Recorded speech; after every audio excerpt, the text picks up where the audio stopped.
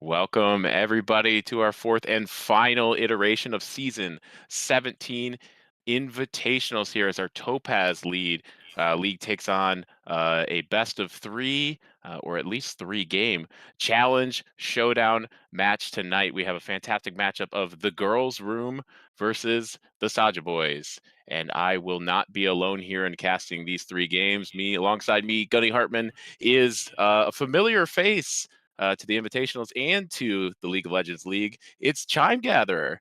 Chime Gatherer, how Yeah, you doing? doing pretty good. Glad to be back. Second time casting another invitational, and I think this one's gonna be great. I admittedly am a team Boomer to Walrus hater, so hoping this time to see the Saja boys go down. But once we get into draft, we'll have a pretty good time figuring that out. Excited to see how the game takes a turn, and glad to be casting alongside you today. Oh, thank you so much. I'm excited to hear the biases already coming out. And speaking of Boomer Duralis, one of the players in today, let's run through who we have. For Team Saja Boys in the top lane, we have Poggle in the jungle, nondescript. Rounding out the mid lane is Holographite. At 80 carry will be Boomer DeWalrus. Love them or hate them. And supporting them is Tiddlywink. And across the rift from them, we have the team of the girls' room. That's Capri. In the top lane, in jungle, we have Trav. Mid lane matchup is Nyan Diamond. In 80 carry, we have Queen Eclipsa. And supporting them is River Otter. So a lot of returning faces to the invitationals here, but a couple new people too, which is always fun to see. Oh yeah, and with all the returning faces, I can't remember all of the Topaz invitationals here, but I'm sure we're going to see a mashup of old teammates, maybe some enemies to lovers.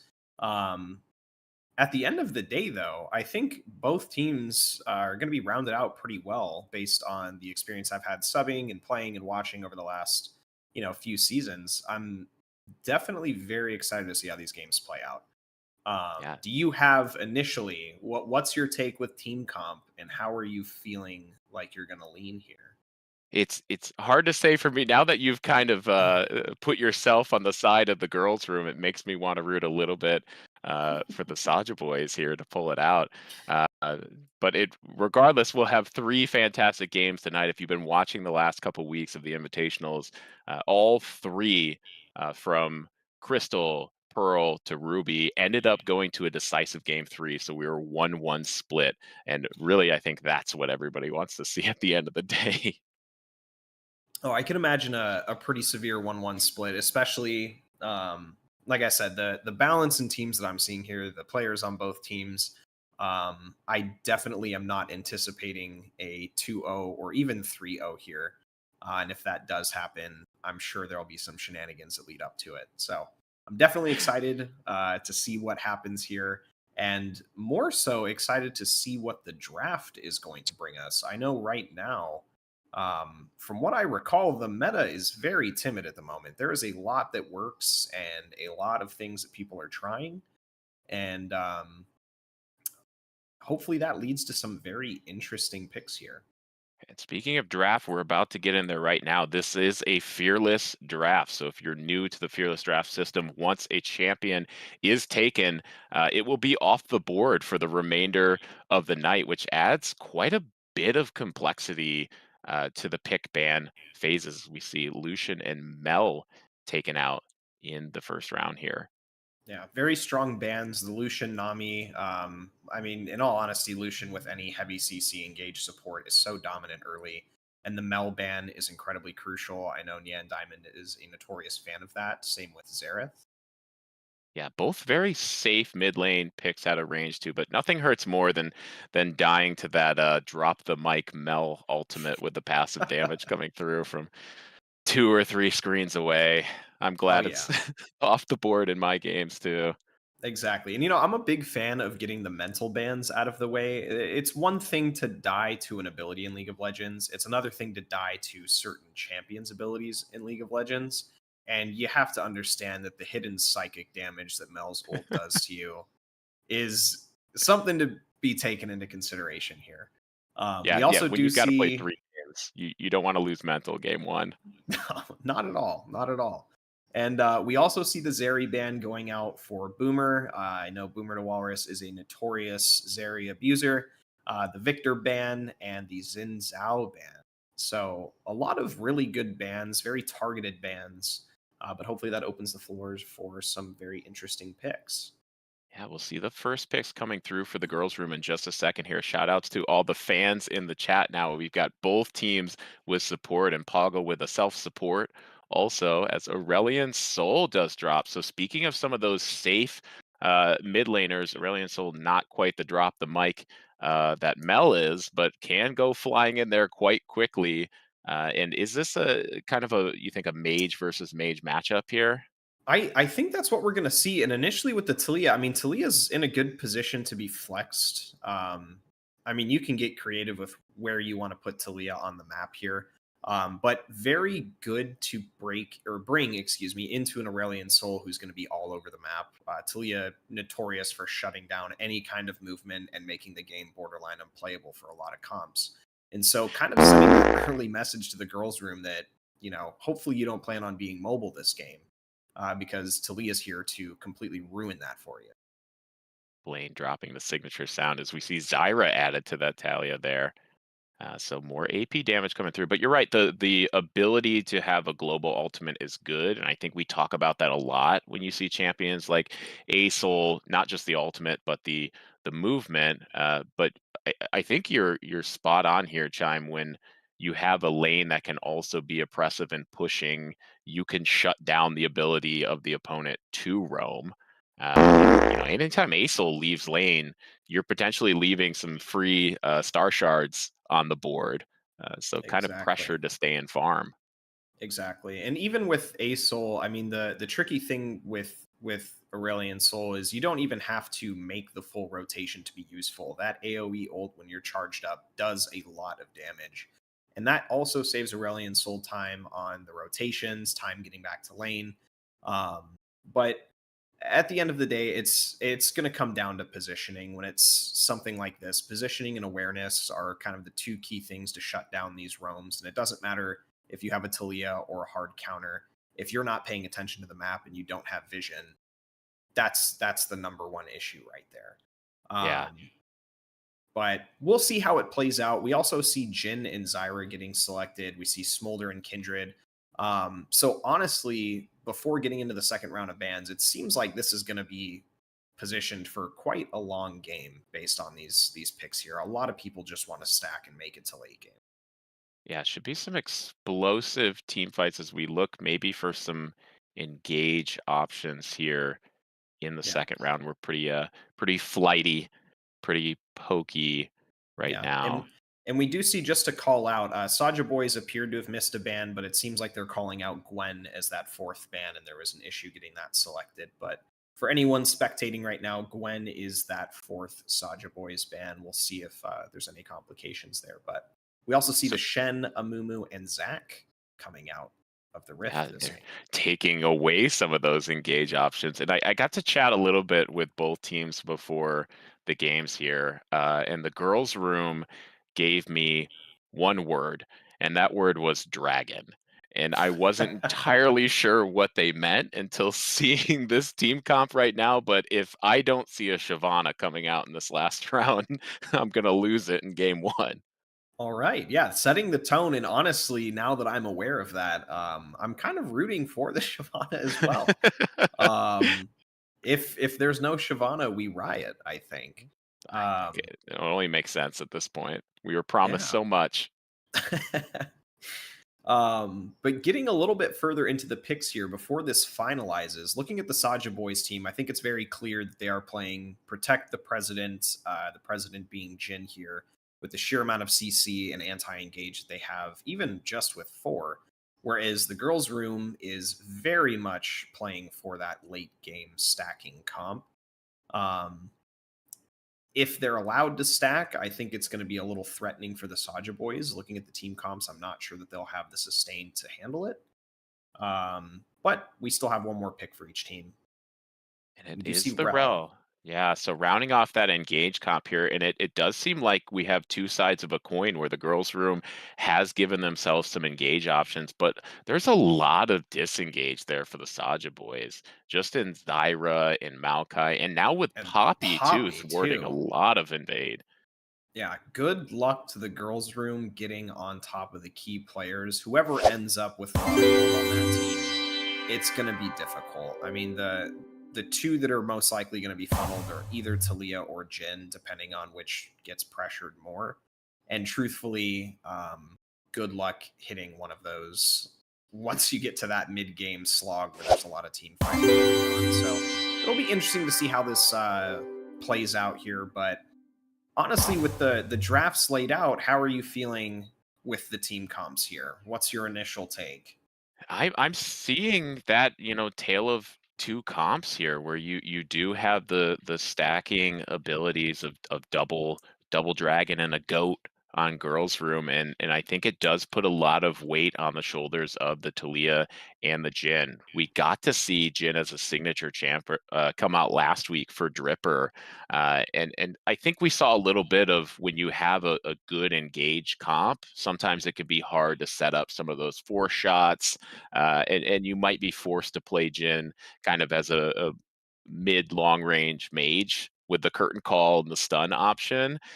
So I think what's exciting about this game so far is that we have uh, basically who can execute their version of this comp better is who is going to come out and top. And I kind of like the scaling option from the girls' room, but I'm going to stick with what I said earlier. Saja boys, if they can get up and rolling quickly, if they can keep the Talia and the Jin safe, I think they have a good chance of winning this game here. Yeah, no, I echo a lot of what you said. The main things that I'm thinking about here, when you look at the Saja Boys team with Jin and Zyra, even Poppy, truthfully, it's going to be a game of you better have wards and you better have knowledge of where the Saja boys are, because if not, all it takes is one long range pick, and they have a lot of them to completely shut down your engage, shut down your objective control, shut down your lane swaps. And that's something that the girls' room is just going to have to keep in mind throughout the entire game, is keeping that vision up, being aware of where that team is. And truthfully, from what I've seen, I know for a fact Boomer is hyper aware of his map. And if he ends up being a key player that they need to shut down, it's going to be very difficult for them to do so, especially with that team comp. So those are just the words of advice on my end. Thankfully, the nice thing is that the girls' room has no pressure to play early. As long as they make it to that mid late game, they are set up, and I think that'll make for a pretty interesting game, one way or the other. Yeah, excited for some good team fights here. And you've mentioned some of those what's to some people seems pretty straightforward, put vision down deep, try to track the enemy jungler, but in game that can be a very tough thing to do. And I've loved watching through the crystal all the way up to our topaz invitationals, every league surprising me with how much they're willing to invest in getting that ward coverage and pushing past that 50 line into the enemy jungle through the river. It's so nice when you get to play every week. We play on Tuesdays here for our regular League of Legends. And if you're interested in joining, we, of course, are representing CMSA Esports, which is the Chicago Metropolitan Sports Association, our esports division. Come out and play with us. We play more than just League of Legends. We have D&D campaigns running. We have Overwatch, and we have Dead by Daylight and Fortnite. If League isn't for you, that's okay. Even if Summoner's Rift isn't for you, we got an ARAM League. So feel free to jump on over to cmsaesports.com, get into the Discord, and come out and play with us. We are ready for people of all skills to come join our leagues. And I want to see in the chat too, these fans out here telling me who's gonna win this game here in our first game against the girls' room and the Saja boys. Yeah, getting into the game momentarily. Very excited to start. And that's a great point. Is the vision around the map. And just want to address Crackhouse Jet in the chat. These glasses are plastic, the frames are, but they very much are prescription. A light one, but definitely plastic. But while speaking about vision, um, to your point, with all these different ranks of invitationals that we've been witnessing, vision's a very simple thing when you look at it, at face value. You put a ward down, you get vision over a certain area for a certain amount of time. But one thing is the positioning of that vision when you put it down, how much you defend it, and how much is your ward truthfully worth at the end of the day.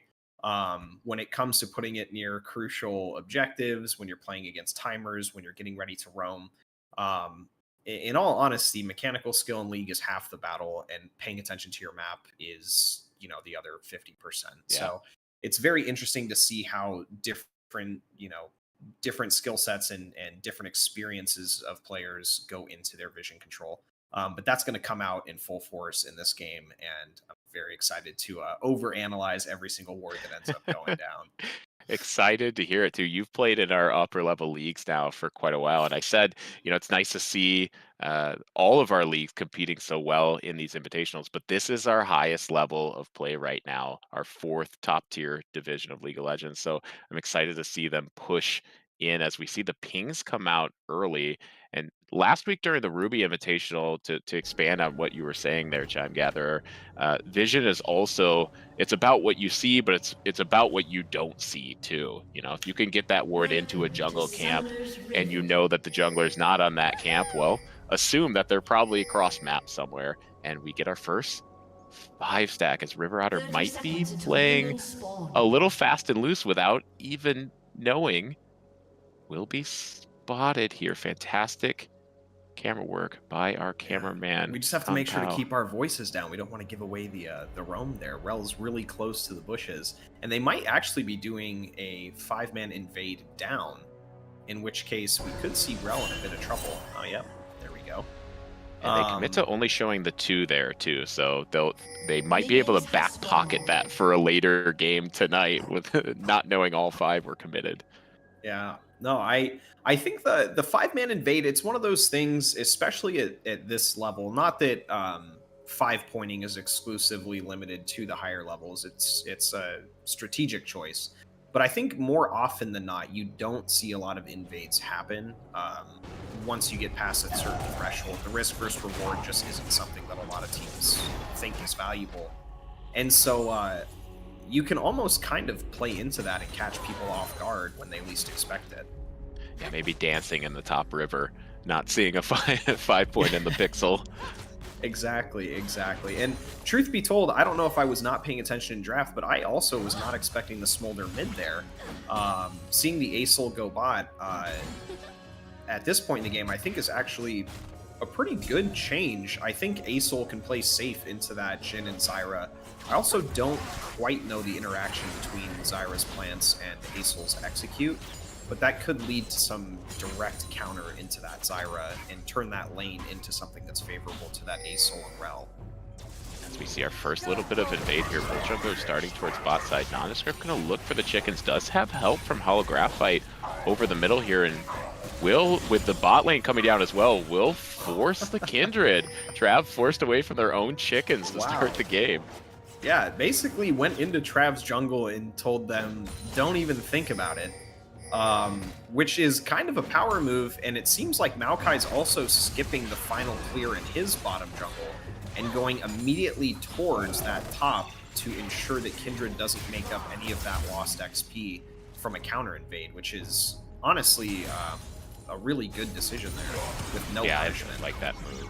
Yeah, very, very hard to punish at this point. Kindred also, not the strongest early game skirmisher pre 3-4.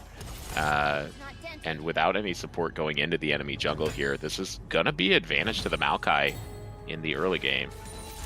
Yeah. No, I think what we're setting up for here is a Kindred that is going to be pressured into not ganking just due to the lack of XP and the lack of map pressure that we're already seeing early on. And that's going to encourage that Kindred to farm up as much as possible but it may also lead into a phenomenon where you see the Kindred extending and doing risky plays to get any stacks in the enemy jungle as possible to make up Yep. for this early game performance. So we'll see how well Travi plays into being behind. I don't expect them to get too risky, but something to be aware of. No, this is still a late game scaling comp, so even if you lose a couple marks here, as Trav does come into Holographite, Nine Diamond willing to go for it on this one. One flash comes out, a return flash for Talia. Talia dropping very low. Can they finish it? Will go over to that Smolder in the mid lane, and the Dragon strikes first. Absolutely, and that was a really good play. With Maokai having to go clear the bottom side jungle, Kindred and Travi, they played very well into that, understood where people were rotating. And honestly, that's a crucial thing about jungle is anticipating your enemy's move, and that is just a perfect read from Travi. They're very impressive and very well executed. Yeah, knowing Nondescript is either floating on the camp's top side still or forced to go to the bot side jungle now to recover. What a turnaround.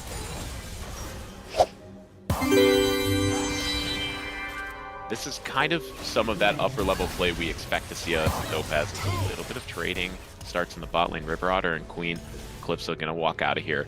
Kind of what we expect out of our Topaz players is that knowledge to roam together. And if you know, if you're a lowly gold player like me, you're probably not getting a ton of support for your bot lane pushing down into the enemy jungle. But you know, when you have control of the wave, you can do things like that. Absolutely, and that's one of the biggest things is League of Legends is a team game at the end of the day, and especially when you've got a team that you are all 5 on comms, and I'm assuming both of these teams practice in preparation for these games, you start learning habits, you start getting comms and plays together, and half of it, you know, is the performance on the Rift, and the other half is how well do the teams communicate, how well do they play together, and how often are they getting choked up on each other's calls. But it's interesting. It'll be interesting to see how everything plays out. We do see the Zyra land a root, and that's the dangerous thing is the Zyra root into Jhin root. I don't anticipate Boomer going down here, but a lot of good damage going off on Jhin, a lot of CC, and that's kind of the threat that they're going to be faced with during that entire laning phase. Yeah, speaking of root, we saw a little bit of a scary moment for Boomer. As you said, probably not going down, but getting that wave pressure now crashing in, and Boomer's going to have to miss out on a couple of minions here. Fortunately, that is a cannon wave, so probably best case scenario, but we'll miss a couple coming back. And we didn't mention the dragon was taken from the side of the Saja boys as a fight breaks out here. Rel gonna fight it out pretty well, just maybe stalling for the team, but there's really nobody there. Forced to flash over the wall. Fantastic flash. Gets out, only burning that summoner. And that's the vision we're talking about. If you walk up, you might end up finding somebody quickly. Exactly, and I think that's the number one thing that I always recommend, in something that is very frustrating to play against, is if you're ever struggling in your games or you're ever looking to improve, the number one easiest thing is vision, vision, vision. Always vision. The more information you have, the more informed decisions you can make. But we do see the Ornn ult going off on Poppy. Poggle getting the ult and flash off. What an incredible usage of that Poppy ult there. Wow, that was fantastic. That Keeper's Verdict knocks both of them out of the way, and you see a great exchange from both sides. The Ornhorn coming through, Poppy throws that's the Steadfast Presence in there to keep them from being able to jump. They refuse to jump until it goes down, but end up eating the ultimate in the end. I think great exchange from both sides here. Absolutely, and I think you could even tell that Poggle didn't expect that to work due to the flash after the ult. I think Poggle was anticipating some sort of a flash tech to dodge the ult, or maybe a miscalculation, but you definitely know that play was not made in confidence, but it did pay out, and that was some really good thinking on Poggle's part. We do see Purely for style. Purely for style. We do see Trav playing into the lack of vision bot side. A lot of damage going off, flash going off. A double root from Zyra. Yeah, and they're putting a lot of pressure down as they open up with a curtain call. River Otter going to be able to jump out of the way. Queen Eclipse on the other end is going to eat multiple shots here and is very low. Even with Trav in the neighborhood, this is a tough spot to defend. And while they have the pressure here, Nondescript is sneaking up into that grub pit, trying to take down the second neutral objective. Absolutely. And we see here both Poppy and Maokai in that grub pit. That's going to be 2 objectives for Feats. Overall, right now, Feats are pretty balanced at the moment. I don't really think either team has an obvious lead there. And it's going to come down, I think, to whoever gets first turret by the pacing of this game here, which at the moment is looking like it may go to that Jin Zyra based on the pressure they've been exerting. Yeah, they forced Lamb's Respite out of the Kindred there to keep them alive in the bot lane. Again, these high-level players here, willing to trade some HP in these battles, but refusing to go down as we stand at a 1-0 battle. I think our first couple weeks of the Invitationals were certainly a little bit bloodier at this point of the game. Oh, absolutely. And we do see a skirmish coming off here. The Maokai engage, Hoggle engage. Ornn going down, putting Kindred and Smolder in a horrible position, but we do see Rel on the way. Talia going straight into the Rel. Cut off. And Another team there for a Poggle second. sealing their fate. I don't think Poggle's getting out of this one, unfortunately, with that dash. I think that's where the fight's going to end, getting 1 pick for each team. Maybe one will go down over the scuttle. River Otter going in. Yeah, River, that is the first mark of the game for Trav now. We didn't mention it after the Maokai invade to take the chickens. The first mark came to the bot side scuttle, so unfortunate RNG on the coin flip there. Missed out on that one, but starting to get on the board. And we're 2-1 looking for that Feats of Warfare. I think you're right. We're deadlocked. Most likely 1 neutral objective will go to the side of the Saj boys to net them monster slaying. But then first turret will probably decide who gets the feat, barring some big barring team some fight. real insane plays, which I don't anticipate happening, but honestly, I'm in favor of at this point. Yeah, Poggle looking to trade damage here to the top lane. Yeah. No, again, I think, and we're kind of at the point now where we're going to see some of the supports take some time roaming, and give it another few minutes, we may see a Jhin A-Soul standoff in the bot lane, which I don't think is going to be very engaging. At the same time, though, that's the safest way to prevent that turret going down in the bot lane. The old breathe on you for a while, says exactly. the big dragon.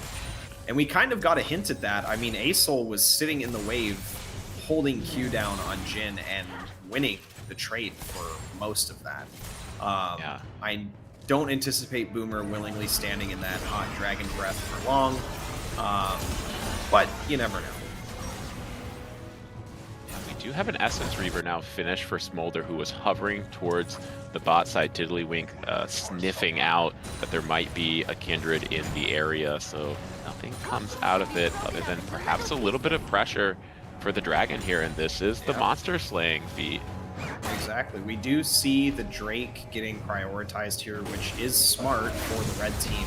At this point, they're closing in, either 2 more kills in their favor or that turret coming down.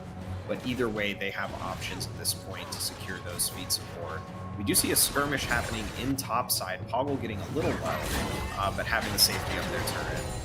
Yeah, Keeper's Verdict also available, but can they hit both targets again? Trav lying in wait, does the flash Poppy over one flash, incredible play, and Ornn's actually going to go down.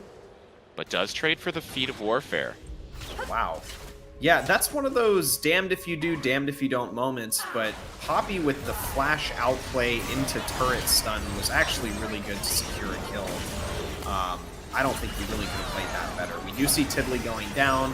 We see Nondescript in a bad position here, but I don't think they're going to get the damage off before Maokai gets out.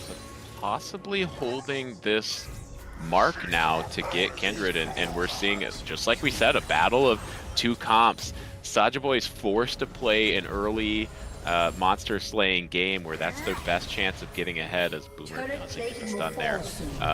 On the flip side, you have the girls' room looking to scale up, prioritizing now getting Kindred in for a couple of marks, but feeling overall comfortable giving up these neutral objectives, knowing that, hey, we're a post 20-25 minute team here after all.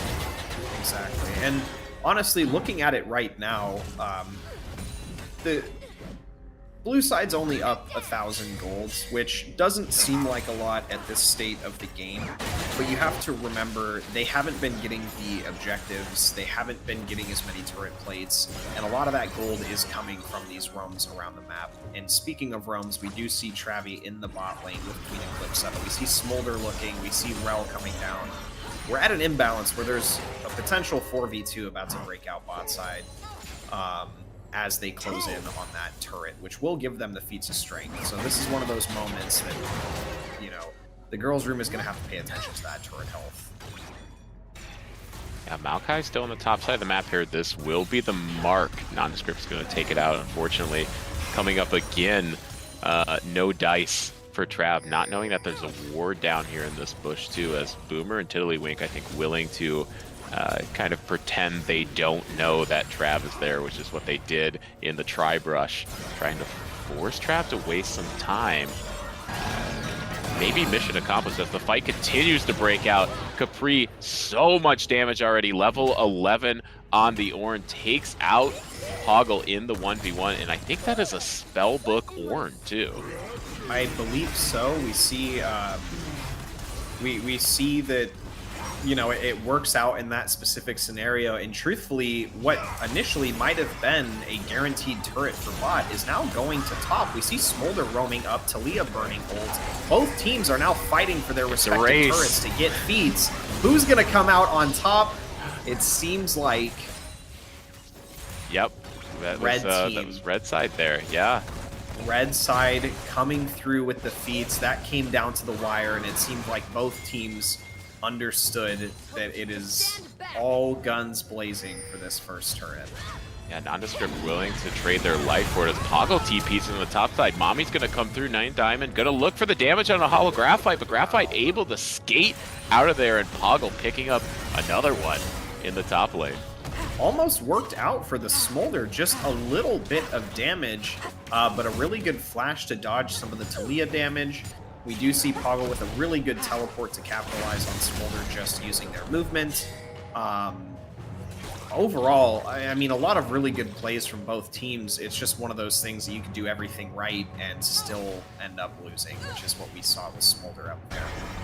Gotta feel good, though, if you're Poggle sitting on a non-fully stacked tier, but also picking up kills at the same time.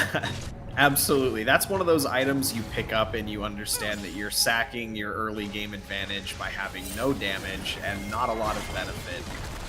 But getting some gold there is really nice.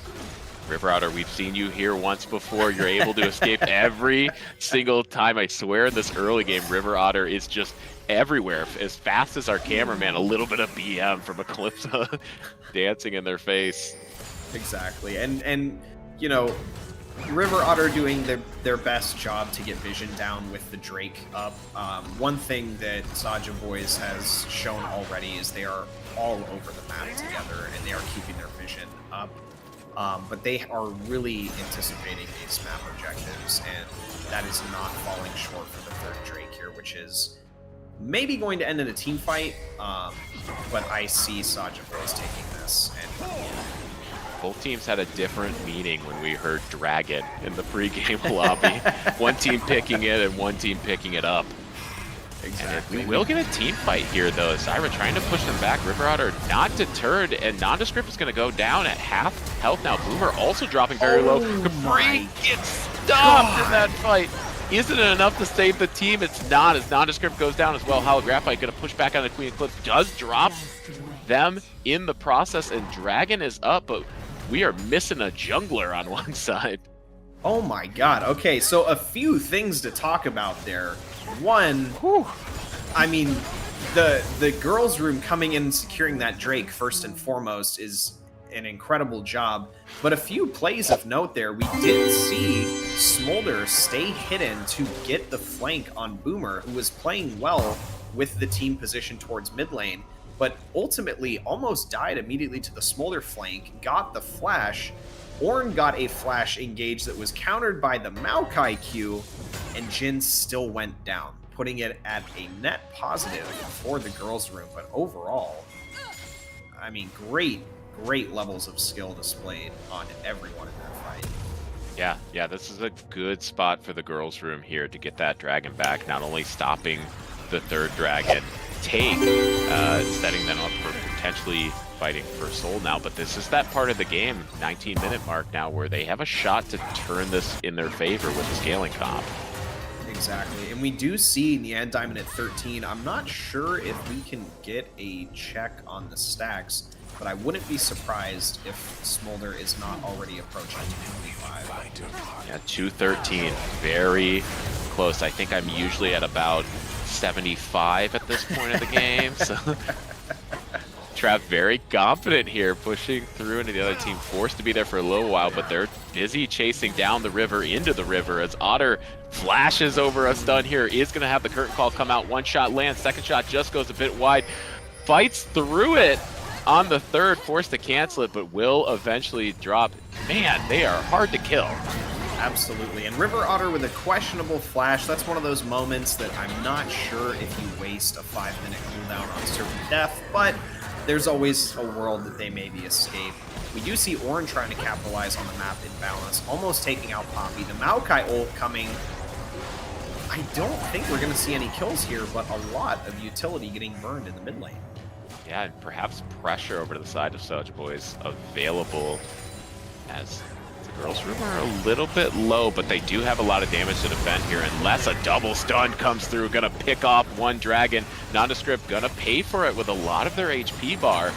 Will likely survive here though, and tempo lost, but at the expense of picking up a kill as we see the rift going down now. A huge tempo loss. This is one of the moments where I think both mid turrets are going to go down, just looking at the state of Soulja Boy's team right now. We see Neon Diamond hiding the flash off, almost securing an assassination on Talia.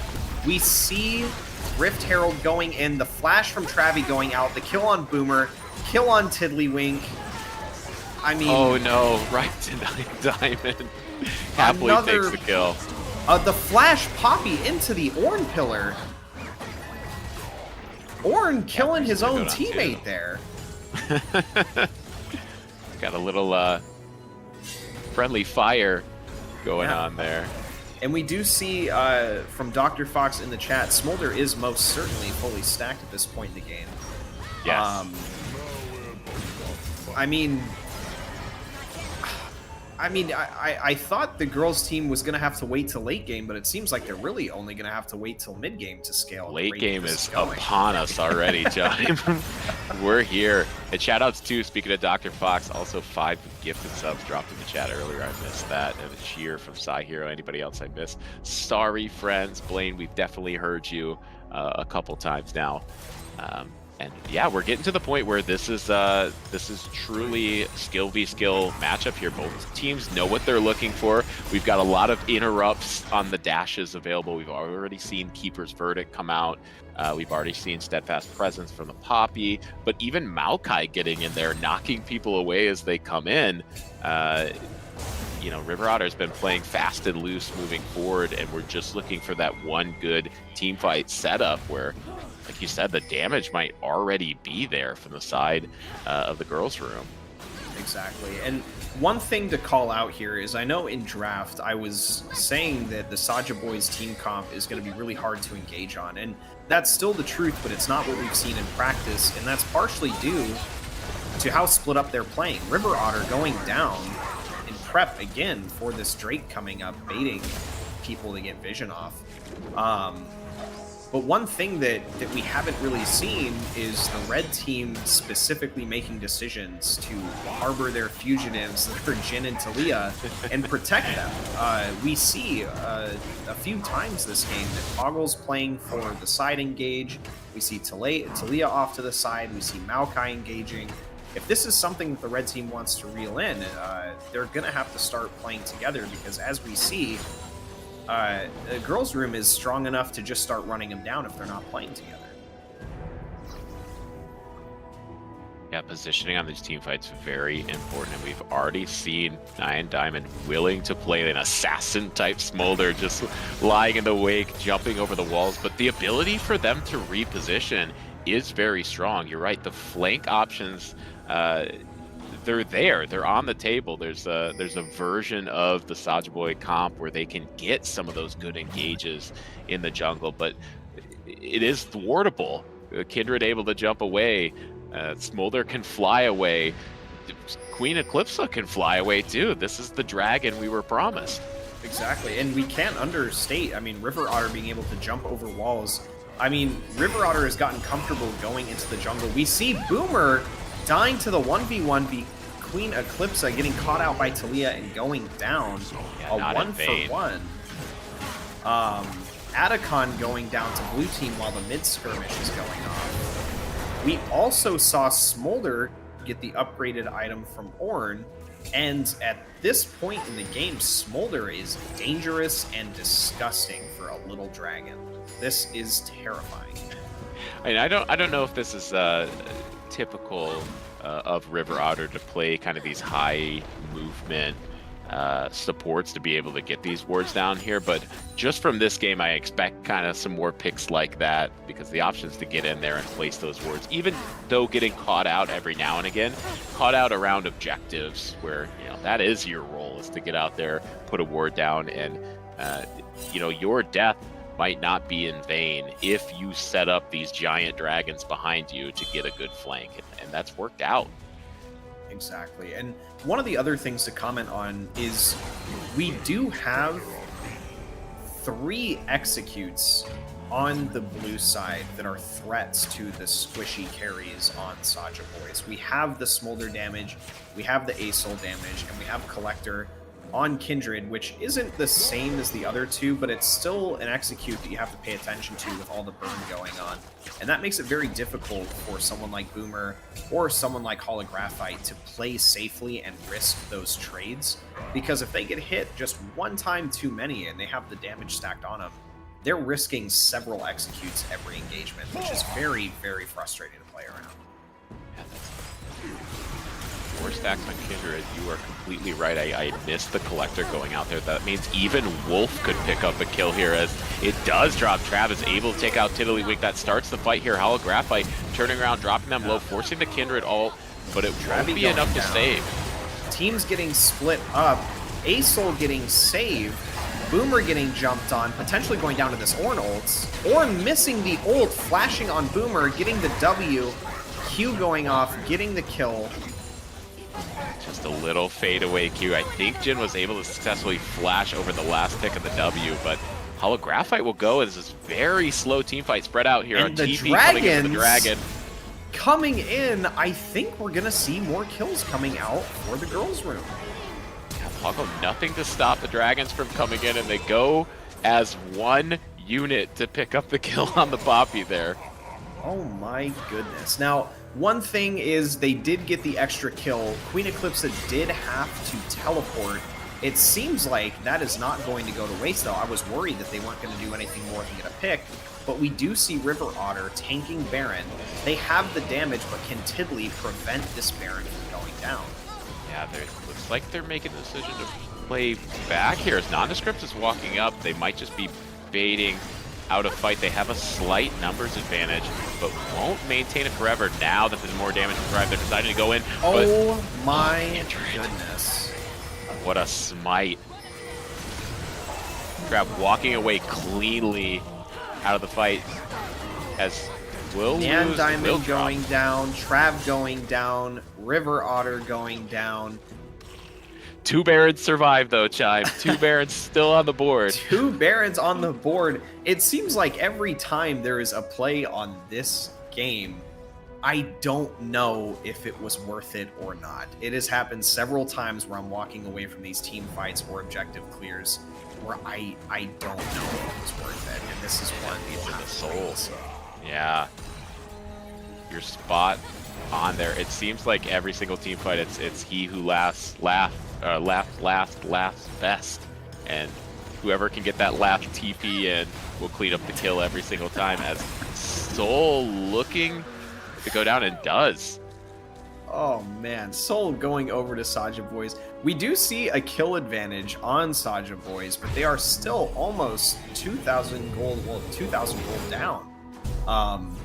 And on a heavy scaling comp, that's just exacerbated a little bit. So we'll see how this plays out. We do still have 2 Barons on the girls' room. We have equal turrets. I mean, Saja Boys down in health a little bit, but at the end of the day, I don't think Baron's really going to get capitalized on much, which will lead us to a further Baron or Elder Drake, which I think is looking pretty likely to be the game decider at this point. The next objective, yeah. Looks like most of that gold lead is sitting in a little bit of the CS discrepancy, and then a couple of early turret plates, particularly top lane, still holding through. But you're right, that's a 3 kill advantage and a 3 dragon advantage now with Soul. But still nets a 2.5k gold disadvantage for the Saja Boys, who are getting pressed in on now as 1 dragon is here for the fight. Boomer to Walrus going to return fire. Tiddlywink, though, forced to run out with their AD carry as the curtain call drops through. Can you dodge these? You can with big tanks in front of you, but will you lose some friends now because of it? Kindred forced out of the ultimate and will drop. God, the holographite push into the Poppy push, getting Travi out of their ult is insane. Holographite risking going into the backline to initiate that play is insane. And I think we're actually going to see the first inhibitor fall unless Yan Diamond and Acel can put a stop to this. Gonna try to defend it, putting out a ton of damage as the Smolder here. Execute available. Can they get this? As Keeper's Vertical knock them back, but not before a ball comes out, getting Poggle so close to execution range. And here we see the execution pay off. I mean, Niandan with the teleport in the flank.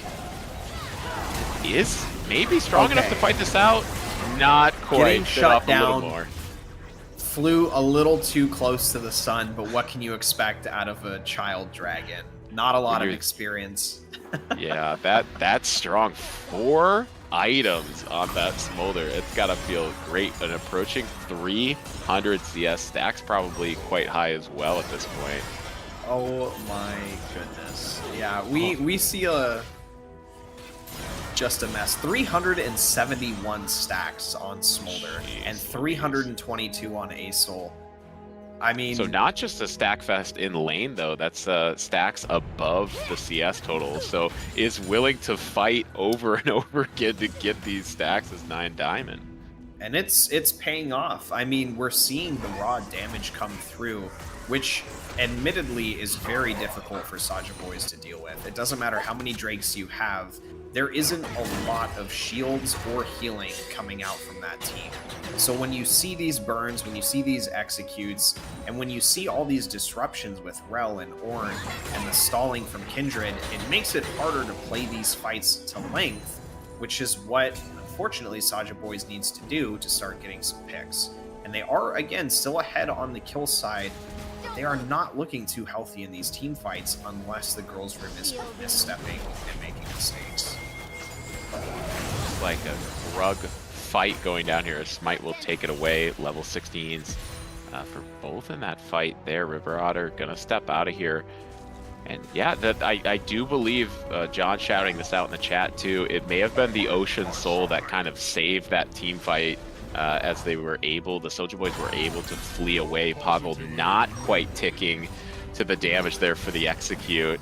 And those long fights, you're gonna see the Ocean Soul matter quite a bit in keeping these beefy frontliners and Nondescript and Poggle healthy long enough for Boomer to get that damage off and try to execute this any of the dragons at this point.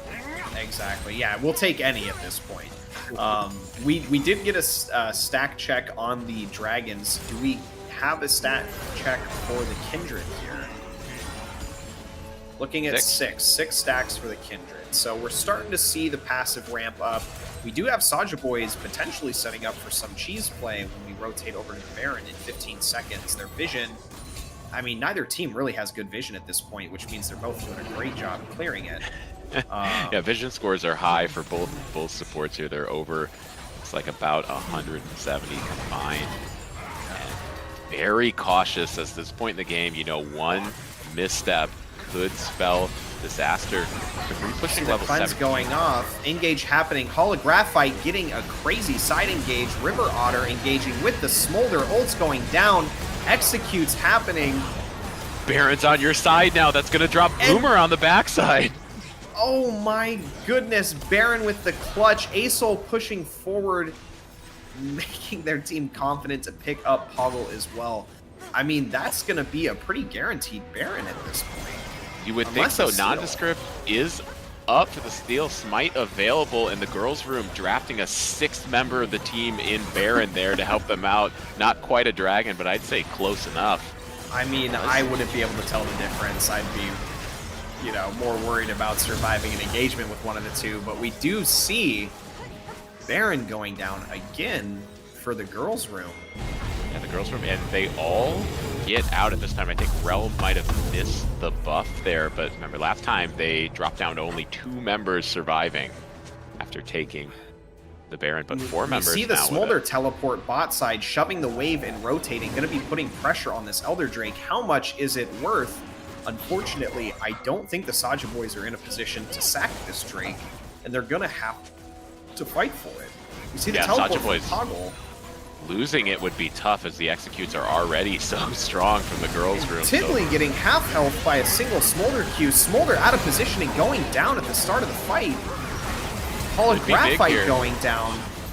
Boomer is still uncontested, getting a lot of damage off. Looks like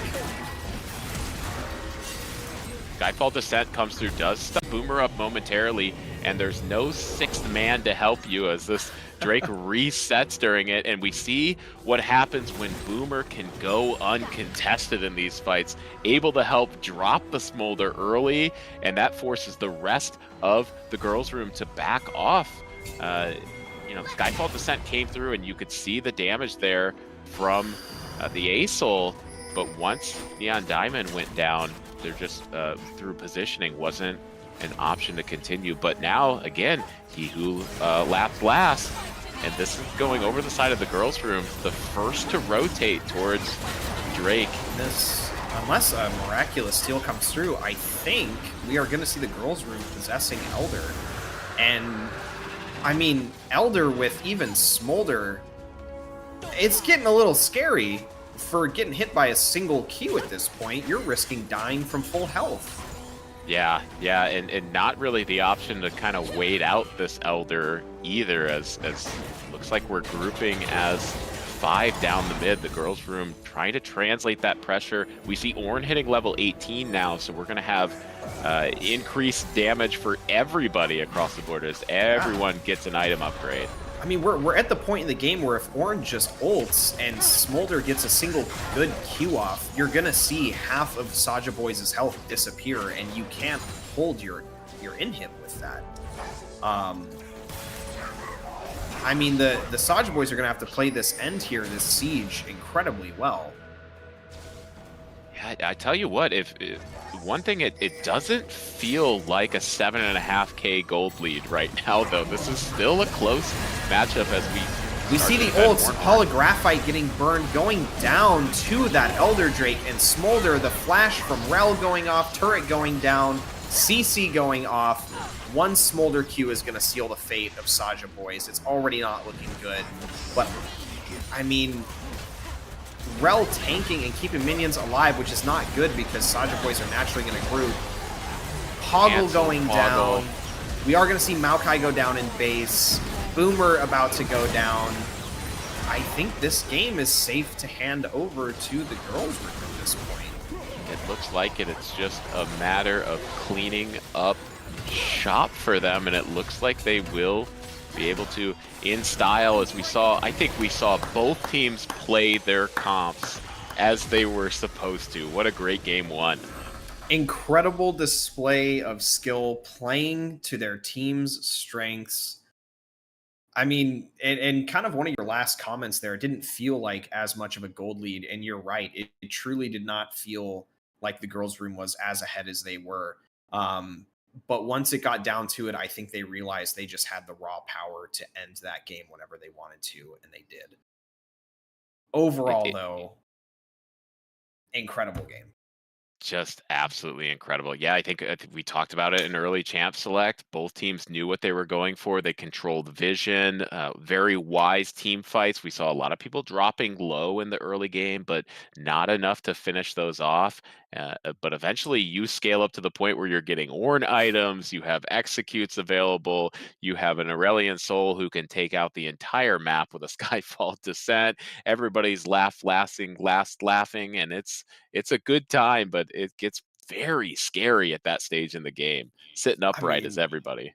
it does, and again, you see those scaling champs hit that late game. You see them get the double baron. You see them get the elder, and I mean, there's not many instances where league games are almost unwinnable. But when you have a scaling comp with multiple executes and an elder drake and baron shoving your base, it's not looking good. Well, we did have the girls' room taking a victory in game one. It gives us the option to go to potentially a decisive game three with the Saja boys victory. But before we get into game two, is there anybody we want to pull in to chat with from either team? I mean, obviously, I want to congratulate the winning side, and they did play very well. The Saja boys as well. I don't want to downplay. They played very well for the comp that they had. I think we're going to see a strategy change up for game two. As far as someone I'd be interested in pulling in, there were a lot of really good players that game. But ultimately, I mean, my two interests are either in Nian Diamond or in that top lane Ornn. Both of them played great. Their engages were great. Their rotations were great. And truthfully, I think both of them played very well that game. Yeah, why don't we can get that was Ornn from Capri's Ornn and Yeah, Diane Diamond. Why not both? Let's see if they're available here. let's go for it. Hello, have we reached the girls' room?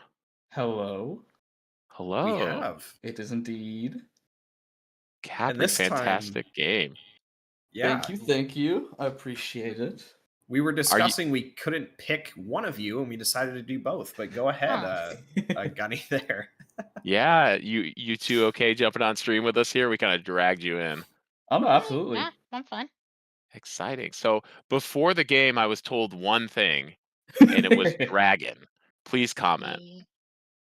Yeah. Yeah, Well, it basically was, yeah, it's a comp surrounding basically A Soul and Smolder scaling. And Yeah, scaling you did, and I'd say a lot faster than we anticipated. We guessed, the 25, 30-minute mark, but I think it was right around 19 minutes that Smolder was already terrifying. What do you Y- attribute the great stacking to? I it helps that we did a few early skirmishes, which allowed me to just get a few extra stacks, because kind of similar to Victor in a way. The moment if you get just a few kills, it'll hyperscale your stacks simply because you'll get your main upgrade, which for me is going to be my tier 3 Q, which allows me to splash both the melees and the ranged minions. yeah. And since I No, got and that so quickly, it just allowed me to power farm all the way up to my execute at like pre 20 minutes. Yep. We saw that coming out very early and something we both commented on. One thing that I would like to ask both of you, because we saw the great positioning, truthfully, some really good positioning from the Smolder, being in great opportunities to get that damage off, and also comboing that with the timing on Ornn. I mean, and one level, it's pretty straightforward to go in with the Ornn engagement, but what was your guys' communication like? What was the plan going into team fights to make sure that you both were in the right positions to pull off some of those plays and flanks that you guys were doing? yeah. I think my main role as Ord in this game, and I think one of the things that I mentioned is that when it comes to the comp we're playing, when it comes to the just AOE that Smolder and Aurelian Soul can put down, as long as we're the ones pulling the trigger and engaging, it was so impossible for their team to try and engage back onto us and onto like the Smolder and Asol. So really, it was just at some point us making sure that if we were deciding to fight on an objective or not, we were TPing in early, just walking as a team on there because we know that they had some pretty insane catch potential. So as long as we were the ones that pulled the trigger and just jumped all in, we felt pretty confident that we wouldn't be caught out of position from there. Yeah, Yeah. and with their champions, for me, especially a Smolder, especially a Fed Smolder nonetheless, the only way they get on top of me is really with Maokai. Any other champion will just get kited and poked out because of my ENW. So it really was just for me. As long as I kept track of the Maokai, which granted sometimes I didn't do and died. As long as I kept track of the Maokai, I basically had free reign to position wherever I wanted, which is when I try to just position where I'll be able to collapse whatever Orn collapsed pretty well. Yeah. No, I think that was on great display throughout the entire game. You can't play the whole game perfectly, but you can play it very well. And it seems like everyone on the Rift did, and you guys capitalized on the opportunities you were presented with. But overall, great performance. Excited to see what happens in game two. Um, any other questions from your end, Gunny? Oh, I could talk to you both all day about the individual matchups. Watching, Orange trying to bait out the Poppy W. When's Oh it gonna yes. come through? I think we saw it flashed at least once on screen, and I didn't get to talk about it during the game. But we'll get into game two here very soon. I do have to ask one thing for us here and for the chat. I'm sure the enemy team's not listening. So, is it scaling comps all night? We'll Mm, see. we'll We see though. we And have a we'll leave it few. on a cliffhanger then. Yeah, we've got a few. We've got a few things. We'll see. We'll We've see. got a few, but yeah, Well, we for right now, yeah, we do have some scaling comps in the pocket, but right now it could go either way. We wanted to get that one in first, though. yeah, great draft. Well, we'll send you back. Thank you both for joining us. We'll get ready for game two here, and maybe another scaling comp, Chime. Maybe we'll get to see. You won't get the Orn, you won't get the double dragon, but they left Shyvana on the board, so maybe.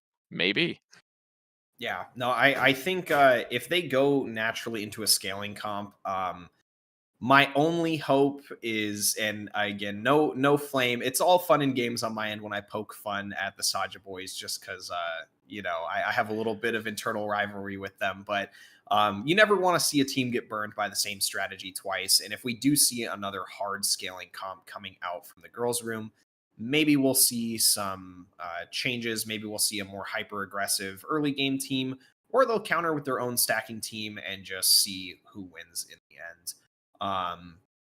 But overall, again, great performances from both teams. We saw great control of vision, a lot of roaming, a lot of fighting for important objectives. And at the end of the day, it just came down to a lot of small plays stacking up into a very large win.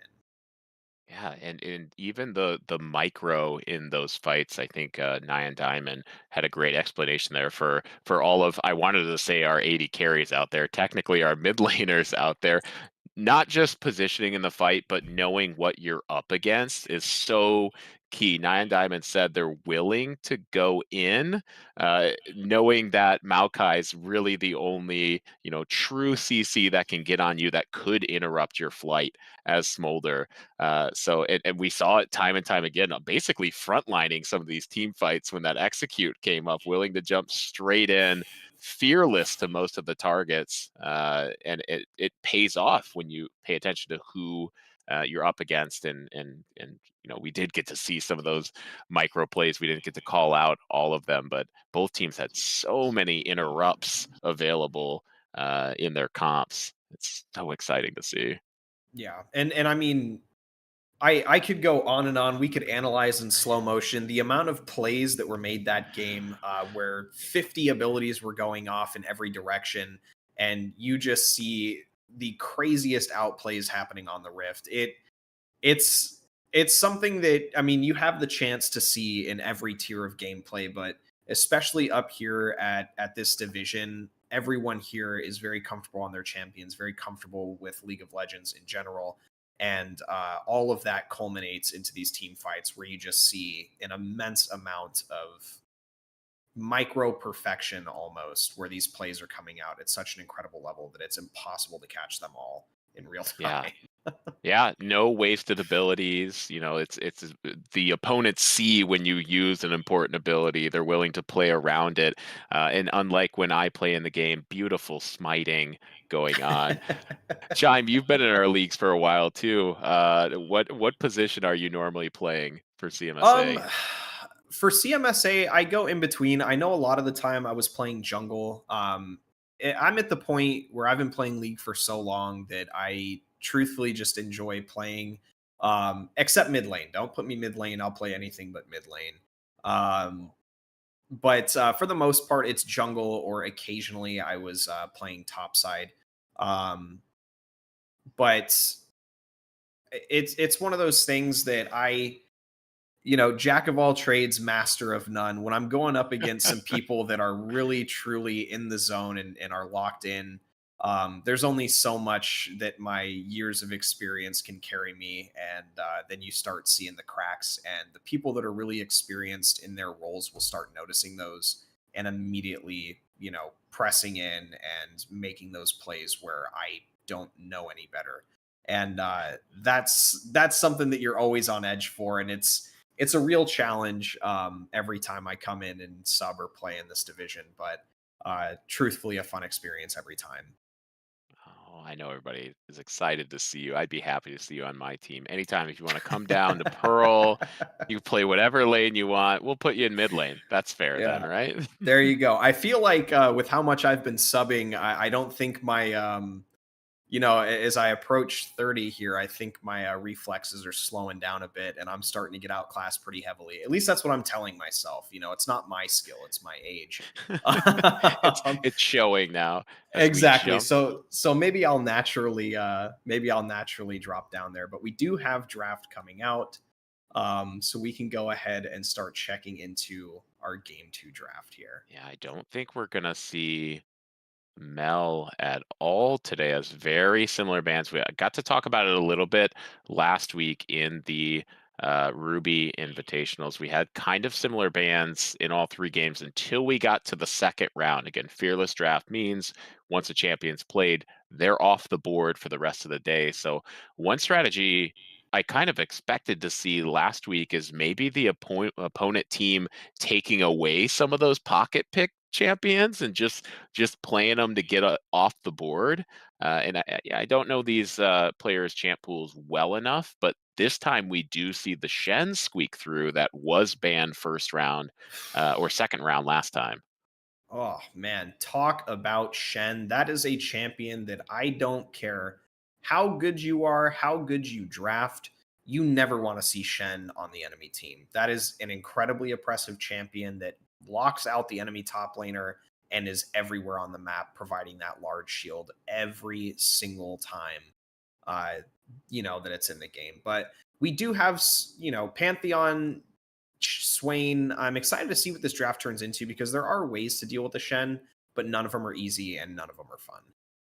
Yeah, Shen, I think is in a decent state. There's, iterations of Shen. You've said, as I as well played this game for a very long time, and there's been iterations of Shen that doesn't quite output the damage always because the shield is too good, and having, a full map ability can be oppressive in its own right. But Shen's a strong laner right now. That G damage is pretty good, and the ability to match anywhere on the map. I think you're right. This is a very good pick as we see another all in a Jarvan pick. That Yeah. is a deadly combo. Oh man. All right. So I don't play League as often as I used to, but truthfully, if I'm on the Saja Boys team and I lock into my champ select and I see a Shen, Jarvan, and Seraphine, this is one of the rare times I'm thinking about dodging. This is just not. This is my perfect brew of I don't want to play this game. I mean, this is rough. This is at the very least, if you're winning, you're not having a fun time winning against a comp like that, and we're only 3 picks in. Yeah. Maybe the Morgana here is a decent option. Of course, a Black Shield is not going to protect you from a Cataclysm, but the initial setup with a Shen Taunt, with an ultimate from Seraphine, you hear the music start playing. It's time to put on your tap dance shoes. We're going to have to see a lot of dodging from the Saja boys. Yeah. Now, I will say the Swain pick is pretty good reading into the heavy engage comp like Shen and Jarvan. Swain benefits from being in the middle of team fights. And if Swain does get any kind of lead, that's going to immediately shut down the Shen engage, the Jarvan engage, the Seraphine group.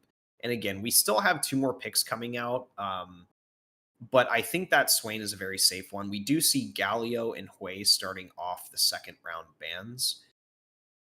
I mean, okay, another good scaling champ, Kale coming out. I I don't really know what to think of the team comps just yet. I think these last four picks are going to be pretty instrumental in deciding my opinions here. Yeah, I would like to say the engaged comp is quite clear from girls' room right now, but they could try to round it off a little bit here. Pick potential, no slouch from the Salja Boys, though. Salja Boys we haven't really talked about as much, but a Dark Binding and Pantheon W combination, particularly with a set and a Swain pull, can be equally as intrusive as getting Cataclysm. And honestly, Pantheon is a point and click stun, set ultimate point and click ability. This is kind of comfort of use, a very clear go button for the team. And although our players at the Topaz level are pretty decisive in their team fighting, pretty straightforward when you see a set ultimate go through that it's time to get boogieing.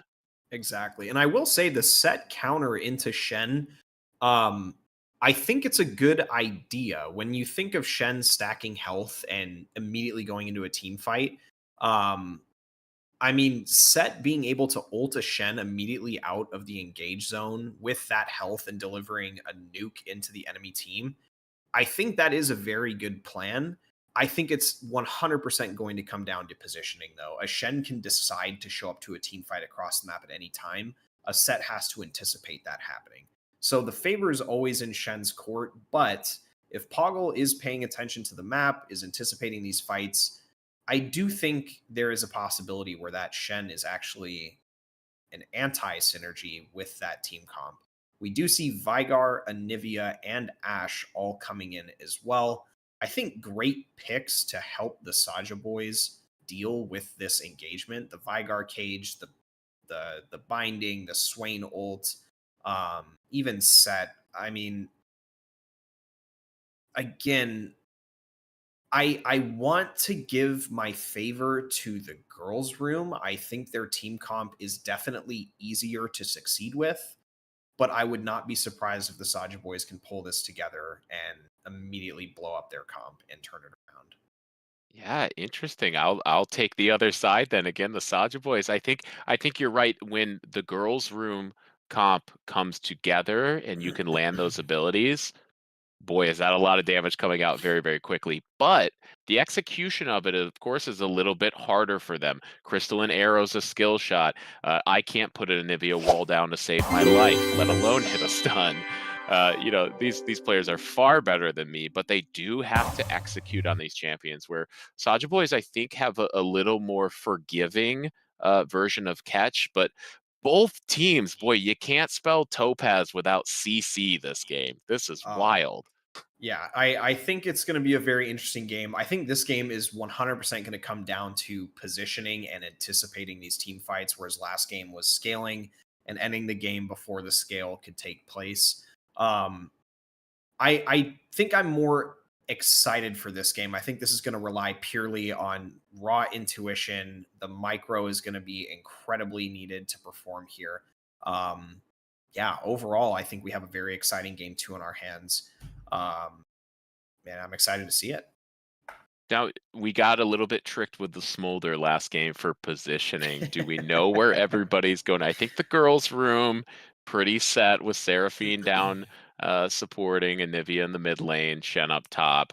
Is Yeah. there any trickery coming out from the Saja boys here? The only thing that I can anticipate here, because Set, Vigar, and Swain are completely locked in, the only ones that I'm potentially interested to see how they pan out is the Pantheon Morgana. Both of them can play the support and jungle role well enough. Morgana, I Yeah. think, is better suited to do both.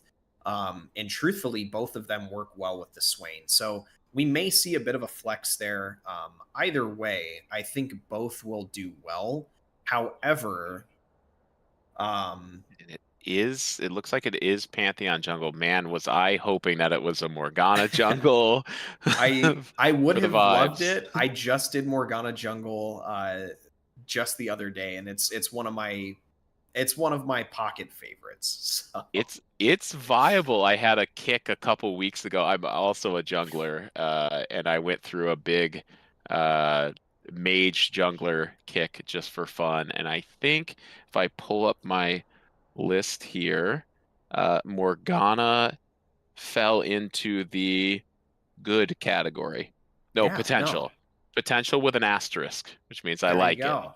Yeah, no, it's a fun one to play, and it's one of my, if I'm ever struggling to think of a jungler that I want to have fun with, I can always default to Morgana, and it's a great time. One thing I skipped over in the chat that I just got to here earlier when I was talking about my positions, I see JT Greatness, who wins the Chime Trav Jungle 1v1. I can say with absolute certainty, I don't beat a single jungler in this division. I can definitely keep up if they're nice and they don't invade, but when it comes down to that micro, unless their keyboard dies or their computer breaks, I'm not really holding a candle to it. Maybe I have a good game when they're having a bad game and I get a slight edge, but unfortunately, I'm definitely not the one that's coming out on top most of those games. And speaking of the chat, this is why we don't let Data Morgana jungle for us. As they said, you just walk in and kind of eat the wave real quick. Let me kill the casters and continue my clear. Shout out to everybody else showing up here. Space Danny, all our friends in the chat. It's good to see everybody showing up for this game 2 of season 17 Topaz Invitationals. We had a little bit of a 5-stack last game as side selection was given to the side of the Saja boys, who elected to be on this red side. It looks like they're also, again, starting for that early 5-stack. Maybe trying the early kind of playing with vision and seeing if they can get around this fog of war here. Ashe doesn't have it warded, and they're going to come around that corner really quick. Yeah, we'll see if Queen Eclipse is prepared. Flash stun, but Flash comes out. Queen Eclipse gets out. All right. Flash for Flash. Flash for Flash. Queen Eclipse also using the cleanse. I mean, we'll see if Saja boys play off of that knowledge, because that puts Ashe at a very huge disadvantage early in the game. That is a Pantheon W start, which honestly isn't too big of a deal for a Pantheon. You get the extra attacks on a 5-stack W. Yeah. No, I think it's not difficult for the Ashe Seraphine to play safe. But it's whether or not they actually do. Do they anticipate the Saja boys playing? Do they get vision and feel comfortable? Does nothing happen? I mean, there's a lot that can happen. We are having very brief camera issues. We're getting that sorted out. But in the meantime, I see a lot of people commenting on my Diet Pepsi. It's not my drink of choice. Please don't make fun of me and don't screenshot it. I'm not happy to be drinking it. I think in game 1 everybody was talking about a big glare on your glasses or something. That was, oh my god! Anything else, chat? Anything I need to do to make your viewing experience better? I'll take the glasses off, go blind, throw the soda away. You just let me know. they asked for a full bio. They wanted height, weight stats, and they wanted to get your rookie playing card, I think. Exactly. From CMSA. I want to say, I didn't call it out. I did see someone in the chat say that I'm 5'6" on a good day, and I'm not going to rat you out, but that's incredibly rude of you to say. All right, I'm 5'7" on a good day, so get it right. 6 on an average. Depends on how well I wake up. But it seems like we are getting back to the game here. Overall, both teams, don't anticipate anything crazy happening early on. It seems like these are going to be much less early game aggro picks. We're going to see a very calm bot lane, I anticipate. Shen and Set aren't calm top lane, though. Yeah, we'll see. J4 in a position to gank here. I don't think Oh, and Set just used the only escape card they had with the E there. Cheeky little move into the top lane. Yeah. Trav says, you steal my stacks last game, I'll come back with a vengeance on the J4. Exactly. And I gotta give it to Trav. I mean, and again, this is just the experience that comes with playing jungle at a high level. Trav is anticipating that skirmish happening top. He knows that really Set's only escape level 2 is that E-stun. And after seeing that used to get some damage on Shenov that really isn't going to matter initially this early, that was just a perfect opportunity to gank, and Trav was right there to do so. Yeah, Nondescript saw it happening, moved towards this red side of Trav.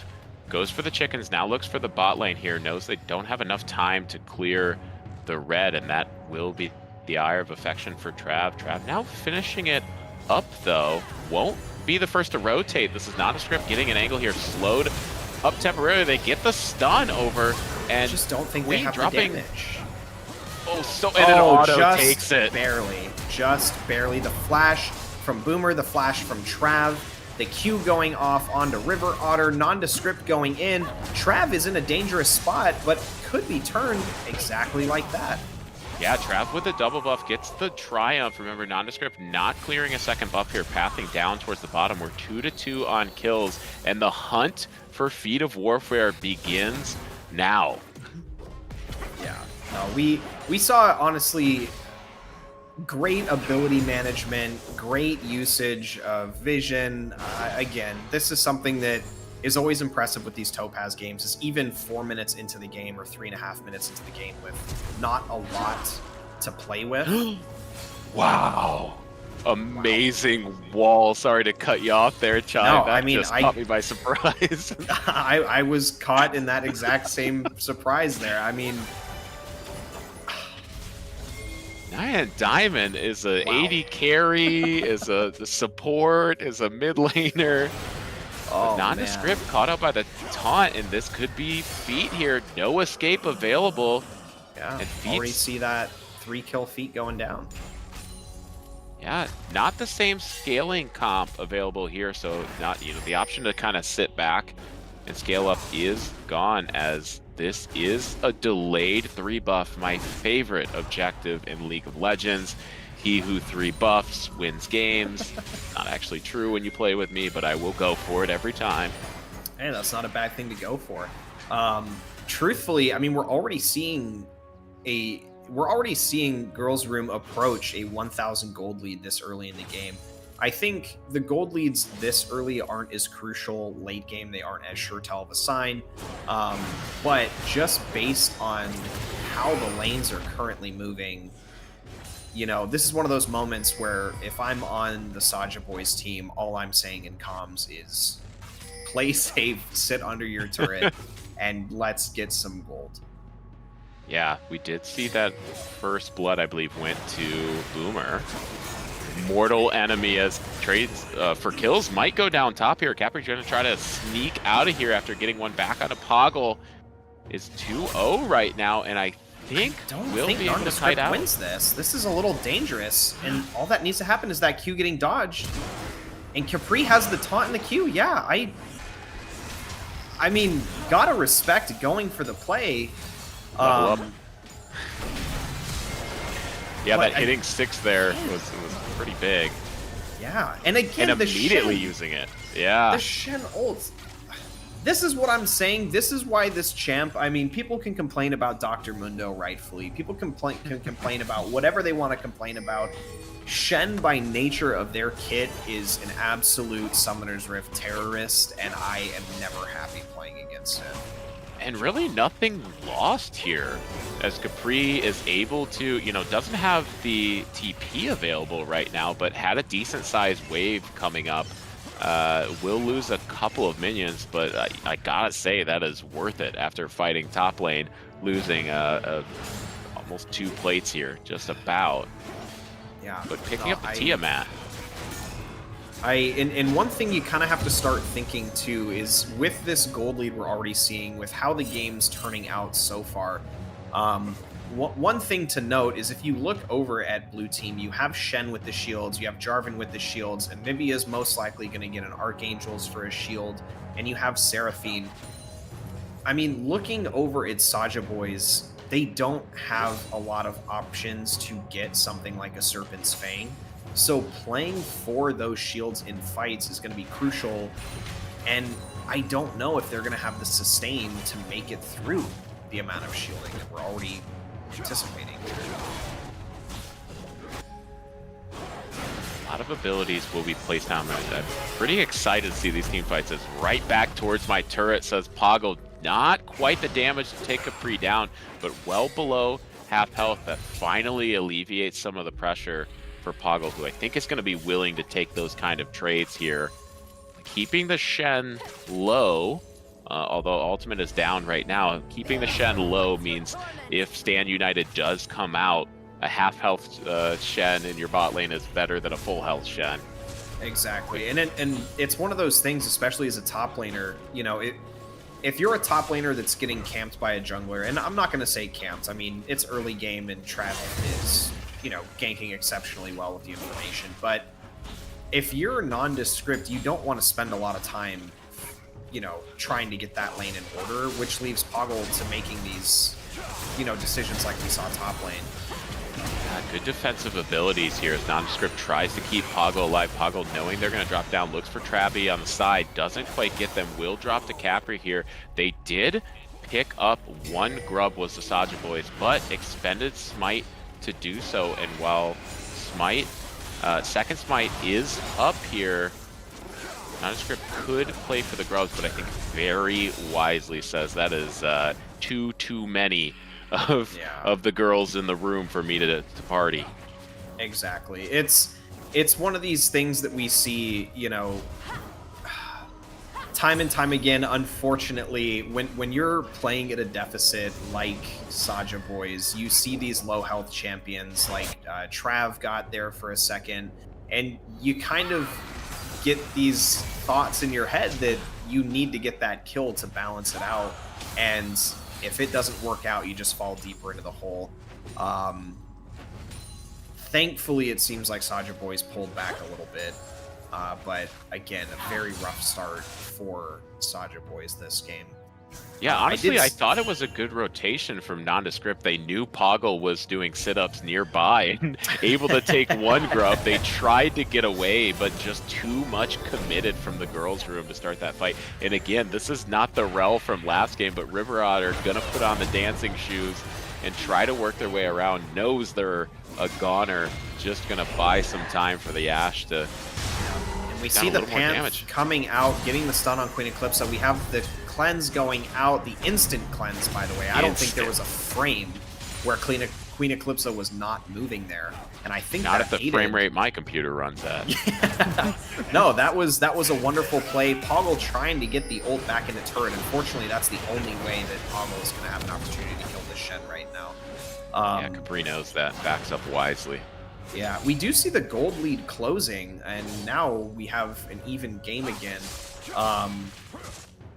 One thing, you know, that I'm kind of already seeing a shift from this game to last is it seems like Saja Boys are funneling a bit more gold and kills into Boomer already. We saw a lot of backing off when it's come to kills so far this game, whereas last game, Holographite was getting a lot of those kills. So maybe they're trying to play around Boomer a bit more this game, which I think is the better play for the team comp we have. Yeah. Absolutely. But we'll see how it actualizes. And investing a lot they are. Yeah. River Otter gonna go down. No way getting out of that. Kill does go to the Morgana, but like you said, putting gold into the hands of Boomer, I think is a good call. We saw a lot of damage from Boomer last game when they were able to pop off on the Jhin. And this, you said it in Champ Select too. This is your anti-engage champion, is the Swain. Let them come. Yeah. No, they're gonna have to, and it's gonna get to a point with Shen where Saja Boys are going to have to kill everyone but the Shen. I don't think, based on the team comp that we have and how Shen's building primarily HP early, I think we're going to get to a point in this game where Shen is the last person to die in every one of these team fights. So they're going to have to try to work around that. And I think they have the ability to do so with their picks. It's just whether or not that happens in practice. Yeah, not only 522 is the Swain now, but Boomer the Walrus is also the CS leader in Season 17 for Topaz. Over 5,000 CS, 5,400 plus CS across the span of this season. So also showing that in what's a 27, 26 CS lead in the bot lane.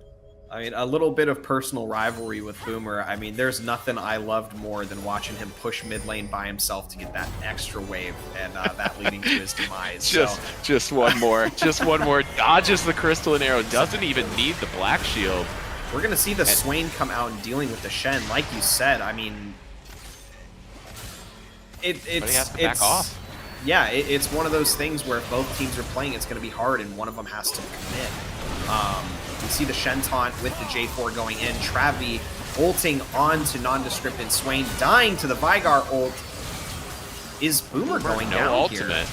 Yeah, won't have it here. Will drop on the The back end. huge Vigar gate, not getting a kill, but a good stun nonetheless. We see Poggle almost taking that turret, and that's what Poggle's going to have to do this game. Is you're going to see Shen leave for these aggressive plays, and you have to get these top turrets and put the pressure on. And a great champion to do it is Set, of course, bunching left, right, over and over again. Probably breathing a sigh of relief as Poggle when Shen leaves. You hate to see your team fight without you, but you know, a comeback in this lane from what was double-digit CS discrepancy is dropped down to only 14 now, as the Tiamat is built. So, like you said, every time Shen leaves, there's the opportunity, and we see that turret drop. I believe that was first turret of the game too, was it not? Yeah, first turret going down, and I don't think feats are claimed yet. No. Two things in chat. I've been trying to do my best to keep up here. I know there was a comment on Shen getting buffs. I think that's one of those things. Top lane balance is so difficult compared to other lanes because it's more of an independent lane. Personally, my vendetta against Shen, no, I don't think he should ever get buffs. I think he should never see a buff for the rest of his time in League. But the other thing there is leaving that turret topside allowed Set to get back to lane and save the turret. I think if Poggle had committed, might run into the issue of losing that turret. But we do see Drake going over to Saja Boys. We see Travi trying to start this Rift Herald. Both teams, again, aware of the feats, aware where they stand, and trying to make sure they're the team with the souped up boots. Exactly right, aware of the feats. To get a little bit more jungle talk in here, we saw Soulja Boys go in and take that dragon. No defense put up by the girls' room. I think they were willing to give it away, knowing that they had first movement on Rift. They already had 2 stacks between the Grubs and the first Mountain Drake, but immediately turning that back now. We are even on feats and even on the last feed opportunity in monster slaying. So the next dragon is going to be highly, highly contended for both teams. Yeah. How many items can you get before then? I have no clue, and the other thing to notate here, which is a little worrisome, is if Drake is that next objective, we see a little bit of the map favor going towards Girls' Room by taking that bottom turret. I mean, having your minion wave pushed up allows you to cut off a lot of routes to get to that Drake if they position well. I know most of the time you want to have the turret on the opposite side of the map, but I think early enough in the game as this is, if Set's probably going to want to group for that Drake, which means Shen can get that top pressure, and I think Saja Boys are going to have a tough time getting that positioning for this important Drake coming up. Yeah, gold is actually a 1k advantage over the Saja Boys right now. Drake coming up in just over 315. And this early stage in the game with a 5-kill Swain, I have to say, advantage in their defense. You're really going to have to bait out that Swain Demon Flare if the Girls' Room want to have a decent chance at this objective. But if Boomer can stand in the middle of them, this could be a very destructive team fight. I expect to see Saja Boys being the ones forced to start the dragon, with Girls Room looking for, you know, a catch off the side. Exactly. And one thing that I think Boomer is thinking about well this game is the early HP rush. I know that's pretty typical on Swain, but if you're this ahead, you have the opportunity to think of, you know, a little bit of flexibility with the second item. But getting that giant spell, getting the torch, I mean, you're ensuring that when it comes to these mid-game skirmishes, you have the HP to sustain through this damage. Great, let's go for a fight before it starts here. Instant cleanse again, maybe a 2-pixel cleanse on that one. Says, I'm just a small town girl, get me out of here. But now cleanse down for the potential dragon fight as Poggle does land it. Poggle, it's getting Shen, the flash coming out from Capri. I don't think Shen died there, but better the safe play than the sorry play. We do see Trav making a play topside on the set that just blew everything. We could potentially see... Yeah, both cross maps. Set barely alive at the moment. Nyan Diamond also dropping low. Poggle Set getting survives. out with maybe a health at that point. Anivia going down. Set is going to claim Shen with that turret there, which is really good. One thing, though, a minute 24 on this Drake. I mean, we are going to have to see Boomer back here before this to ensure that they have the strength here. But this is going to come down. I fully anticipate to see all 10 members of the Rift right now at this Drake. Yeah, plenty of time to refuel those HP bars. But who has burnt TPs, flashes, and ultimates? It looks like from the side of Saja Boys, most of, if not all of the ultimates will be available in 53 seconds when the dragon spawns. They're looking to push down towards that side, sending Set to the top lane, but knowing Poggle does have TP available. On the other side, in the girls' room, we have basically all of our ultimates will be up for this fight, so this is the heads-up play. Who will take this team fight? Exactly. And a few things to note going into this Drake fight. We see a lot more summoner spells up for the Saja Boys, which means a lot more versatility in the fight and a lot more ways to push the map afterwards. And the other thing that was called out in chat is Vigar getting the 2 early items, Seraphs and Rod, setting up for an incredible mid-game with lots of health, lots of tankiness, and the ability to spam those abilities in these team fights. We do see pressure mounting for this Drake. Interested to see how this turns out. Set coming in with the teleport. Said Roa almost fully stacked here. Another minute and it will be. As we're going to try to fight around this dragon. I really like the redemption take for the Morgana too, to try to match some of the healing from River Otter on this Seraphine. Boomer to Rawless maybe getting caught up on a little help from the blast plant. Yeah. We are going to have to... We're initially going to see a Vigar cage kick something off here.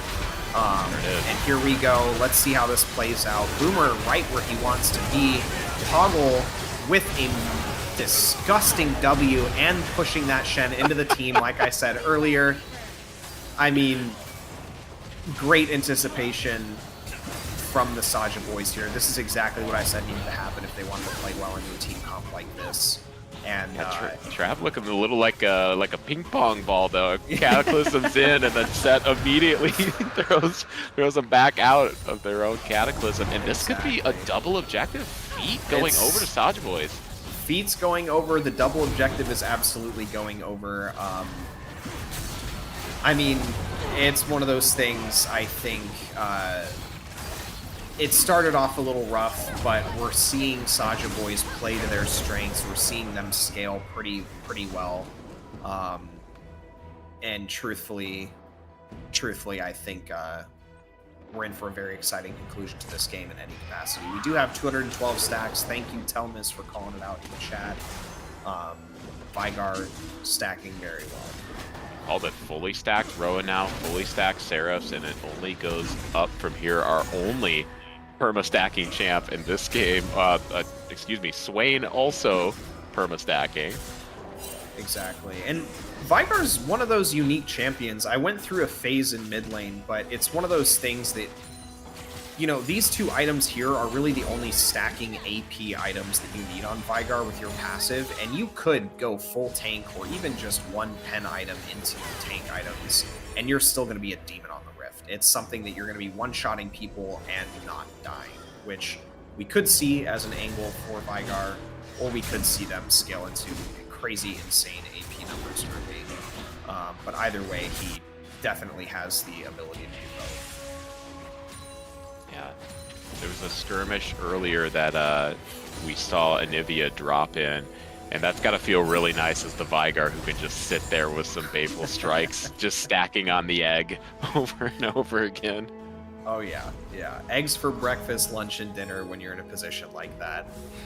We see Holographite taking to bot to get a few more stacks. I don't think there's anything Anivia can really do into the Vygar. This is kind of a wash where they're both farming. We see some rotations coming up towards top side.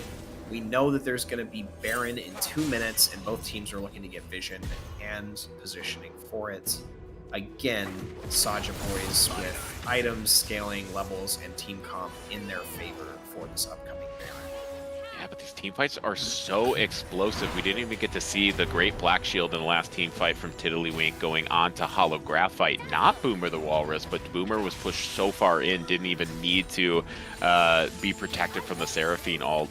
And pressure from Saja Boy starting to push down here. As you're right, the cage is what most likely will kick off these team fights unless a wild Dark Binding comes through, and that's a pretty free go button as well.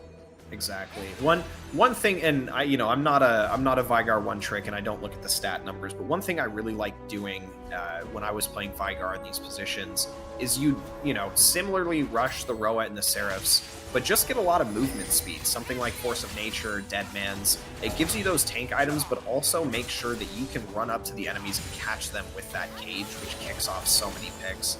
I can't say it's the play you want to go for here, but it is something to consider and something that's, definitely viable for kicking off and forcing people to burn summoner spells or burn those crucial abilities before these team fights. So you heard it here. Chime Gatherer says Symbiotic Shoes Vygar is the next big thing for call getting it here. Max E, I think we'll see it. Well, MSI is over now, so we'll have to wait for the world stage. Yeah, well, mark my words, it'll come out. They're sleeping on the strat, but it'll hit the Rift. Quinn got it first just to get those shoes warmed up and broken in, and it's the hand-me-downs that will really pop off. There you go. Now, we do have one-shotting waves. Yeah, no, one-shotting waves at this point. We see not a lot of attention towards Baron. It looks like both teams are probably going to end up fighting mid and rotating to Baron the way these positions are sitting. Boomer getting hit by every CC on the Rift. But fortunately for the girls' room, that's a wasted Swain ult. They were able to get out of that and bait it out before the Baron. Yeah, you need to get that Demon Flare out. I know the cooldown, it's not the longest cooldown in the game, and Boomer did not use Ghost, so still will have that available. But definitely a big takedown as Nondescript does land a W here. Trav in a little bit of trouble will have the option of flag and drag out. Does so, turns back on the team because River Otter and Queen Eclipse are putting out damage. Tiddly, they need to look out for the J4. Yep, that's what I was worried about right there. Tiddly with the flash to avoid the damage, getting a pick onto Seraphine. Tiddly going down. Shen ulting and gonna get a kill off on Trav. Boomer getting the double root pull into Vygar, while Vygar and Pantheon getting the execute. And shockingly, we are gonna see the red team win this team fight. Yeah, Nevermore into the event horizon on the back. The pentakill coming off for Nondescript, leading into Baron. What an exciting team fight there. Very well played.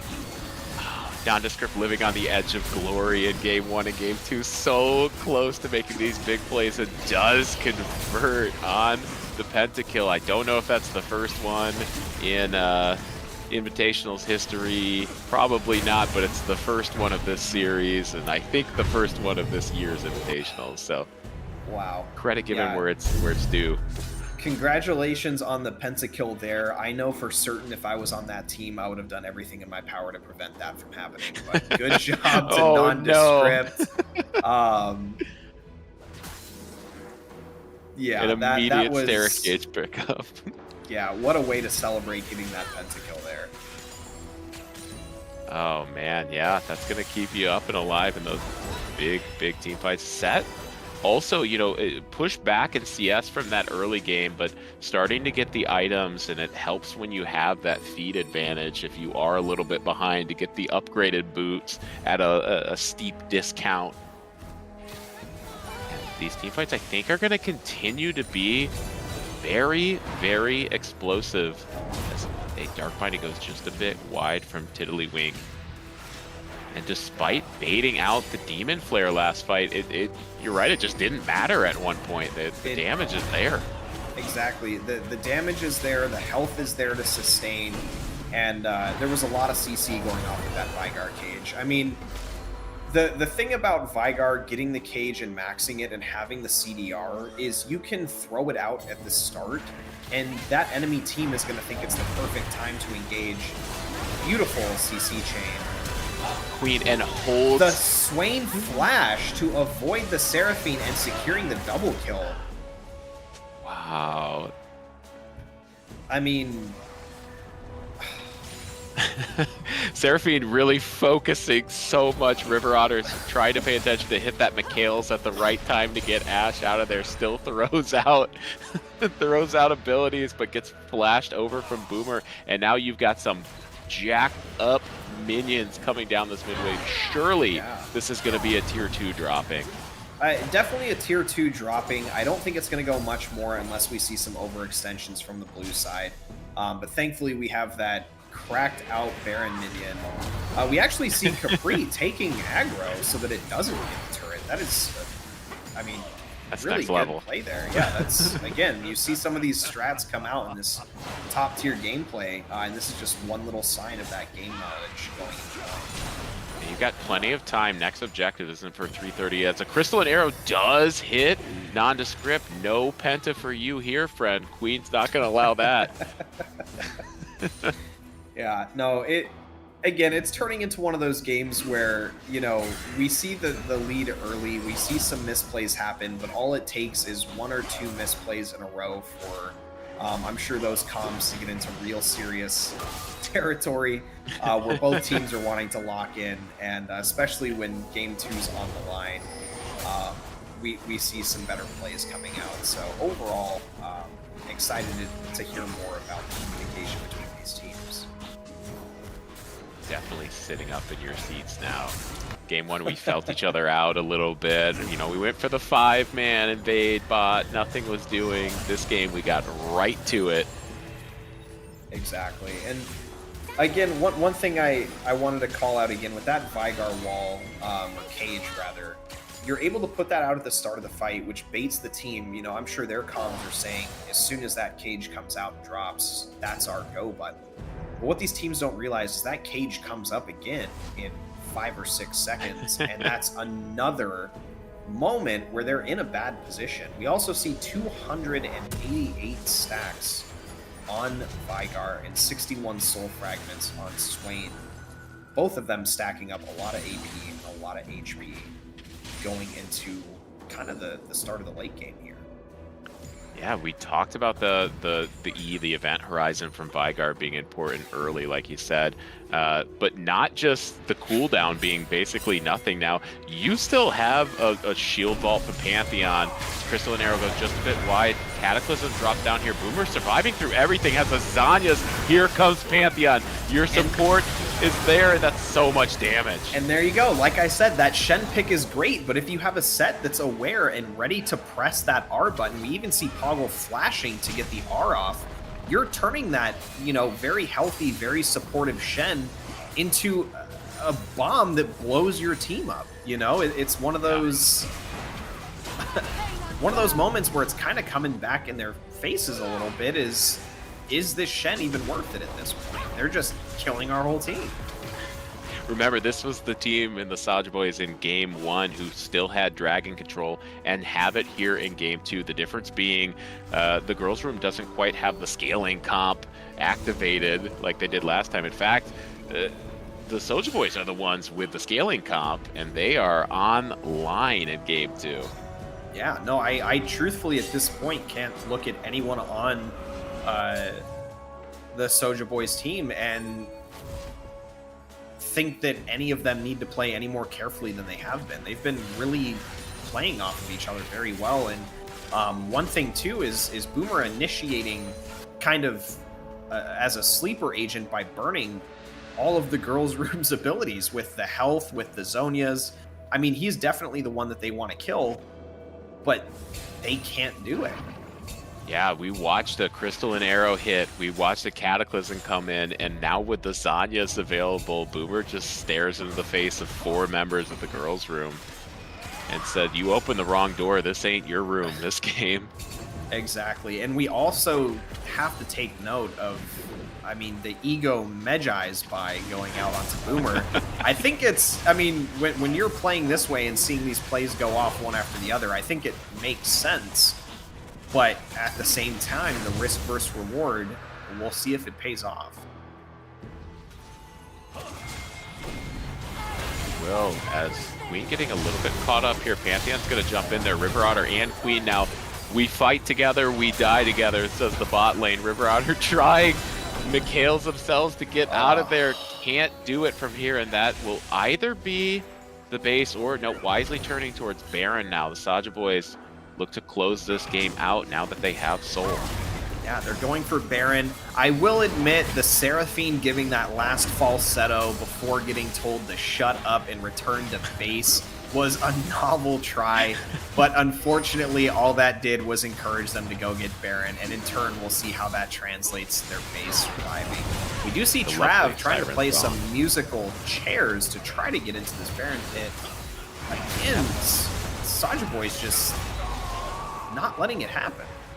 No, I think Saja Boys are tuned into the right note here, and they're sight reading this like a like a kid's book. Exactly. It's fantastic. Instead of Seraphine singing notes to shut them down, all she's doing is inspiring them to push their base in and play at a level that encourages them to send this game home. I do think, unfortunately, it is a very tough position to be in if you're in the girls' room. You're 11,000 gold down. Baron, Drake, having your top lane push, mid him down. I wouldn't be surprised if this game goes another minute or two before we see that victory screen for the Saja Boys. Quite a big hill to climb here, dare I say mountain at this point. They do have a comp that, you know, if they did pick up a couple of kills, they have the wave clear to stall this out if they can get some of the shutdown gold, which would help close that lead a little bit. But at 12k right now, what do you do as Boomer is surviving through this, dropping dangerously low though? Boomer actually goes dying down. set with the late TP, way too late to do anything of value. And I mean, I quoted it the last Invitational, but man, that TP sucked. A little freak call back there. We'll see. We'll see if Set can maybe get some turret here. We'll see if maybe, you know, anything can be done with this remaining Baron here. We still have Morgana and Vigar in the mid lane, but truthfully, that was a wonderful defense from a team that I didn't think was going to make it another minute. Great wall at the end there. Great taunt coming out from Capri there. But Poggle, being the true top laner, says, "I'm not Shen. I don't need to join team fights. Let me take this mid lane real quick." And almost does so with the Baron empowered minions. I think that's actually a wise choice if they can set that up again, where Poggle can split push their way into the base. This is a war of attrition now from Saja Boys. That's a tough position to be in. I mean, as someone that plays a lot of top lane, you know, you're always towing the line between when is it the right time to split push and when is it the right time to help my team. And unfortunately, in a moment like that, where your two key players of your team get engaged on and aren't able to get their safety nets deployed in time, you kind of just have to admit that, I mean, me teleporting in there is not going to do anything at this point, and I at least get value in pushing that turret or inhib. But it's a lot easier said than done in retrospect, and it's not something that's easy to live with. Oh, Dark Binding into a Soul Shackle, into a Never Move, into a pull, but surviving. Is Travi able to walk out here, but I can't say the same. Oh no, I can't say the same for Capri. We see Boomer flashing in with the Ghost. Morgana binding, the sidestep on the pole, Cataclysm going out on Swain. Defensive Cataclysm. I think J4 did the novel thing. Trav, you love to see it, a true team player. But going into the pits of hell alone to get their team out, we're going to see this bot lane turret tanked by Poggle. I don't think they have the damage to do that. But the minions are coming in. I think this is definitely double inhib. I don't know if it's enough to end the game, but I don't think that's going to stop them from trying. I don't think you necessarily need to unless you find a good in here. You've got Dragon coming up at a minute and a half. You've got Baron not too long after that. If you really wanted to play this out slowly, you could double objective here, or even just that Elder Dragon. I don't see the engage angle, but I didn't necessarily see it last time. And Nyan Diamond, Queen Eclipsa, you know, Trav willing to fight this out here, and you still have a stand united from Capri. So this is this can still be a very tanky team that can put out some good burn damage. We saw what happens if Boomer gets popped early in a fight. Yeah, no, and one thing that I find a little interesting is there is a lot of healing on the Saja Boys team, and we see no healing cut unless I'm not seeing or thinking of some hidden passive. There's no healing cut to go out there, which also makes it a bit more difficult. We're also at that point in the game where these Swain stacks and Vygar stacks are just becoming too much to deal with. Travi getting caught out, potential fight breaking out, but thankfully they're able to disengage. I think Boomer's getting a little antsy though. Trav might miss the wall on that, but luckily, and again, our Topaz player is buying multiple pink wards at a time to keep up these lines of vision. A dark fight is always a bad fight. And despite being down, they like these tight corridors. You've got an Anivia who's looking at all. You've got a Jarvan who wants to Cataclysm, and that combination can be quite deadly as the Elder Dragon is started up from the Saja Boys. Who will start the team fight? The thing is here that we have to pay attention to is both inhibs are down mid and bot, and as long as red team stalls this Drake, they don't even have to take it. They're going to make the blue team lose. If they stop these backs, I mean, they don't even have to take Drake here. Their base is getting sieged. Yeah, strong siege there. And, I mean, we're seeing it here. The blue team is not even going to get back in time. This game is over, unfortunately. There's no way to get back in time and stop these minions. And we're seeing that base get overrun. They are going to win the team fight, but this game was decided long ago with those minions not getting dealt with.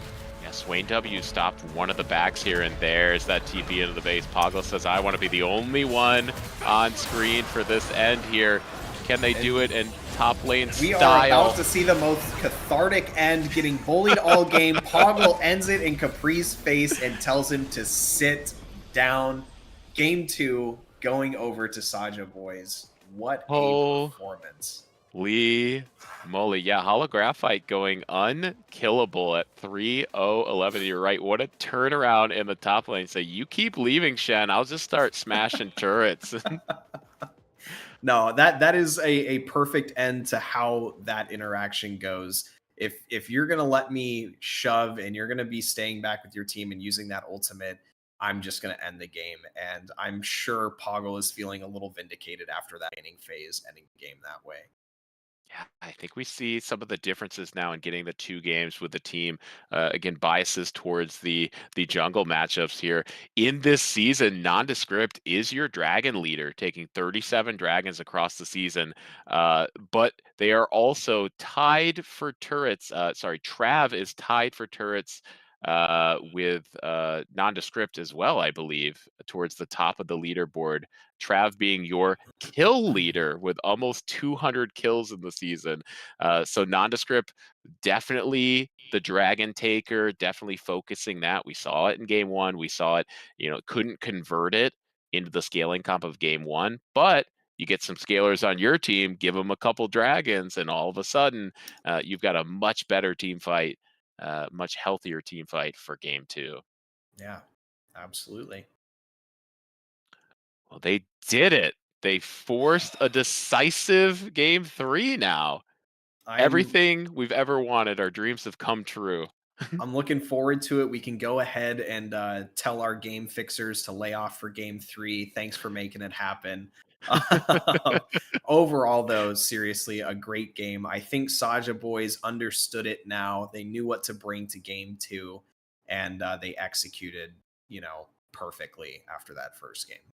Yeah, so many good matchups there. Do we want to bring a Saja Boy member up here? I think so. My picks now. I want to say I think all of them performed well. Um, I want to say that the standouts, in my opinion, were either that Pantheon jungle or the set top lane. There were a lot of moments where their positioning was excellent, and outside of just playing their champion well, they were playing the map well. So those are kind of my 2 picks, and I'd love to hear your opinion. No, I love that. I think we bring the duo up here and hear what it's like to uh to get those two together. Yeah. Who got pulled? Oh. Hello, friends. Hello. Hello, hello. How's it going? Welcome. Another double interview. Thanks for joining in here.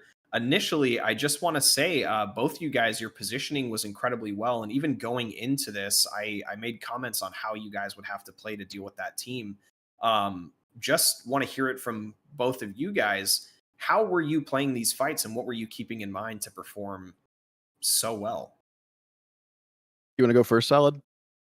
Yeah, sure. I mean, honestly, it got to a point where Swain was just really strong, so the fights became a little bit straightforward. After that, it's like, okay, Swain has good opportunities here. Let's just play forward. Let's get some kills. And then after I got a penta, I felt beyond OP. And yeah, I mean, Yep. set peel as well whenever they had Shen engage, Jarvan engage. I mean, Yep. Yeah, Yeah.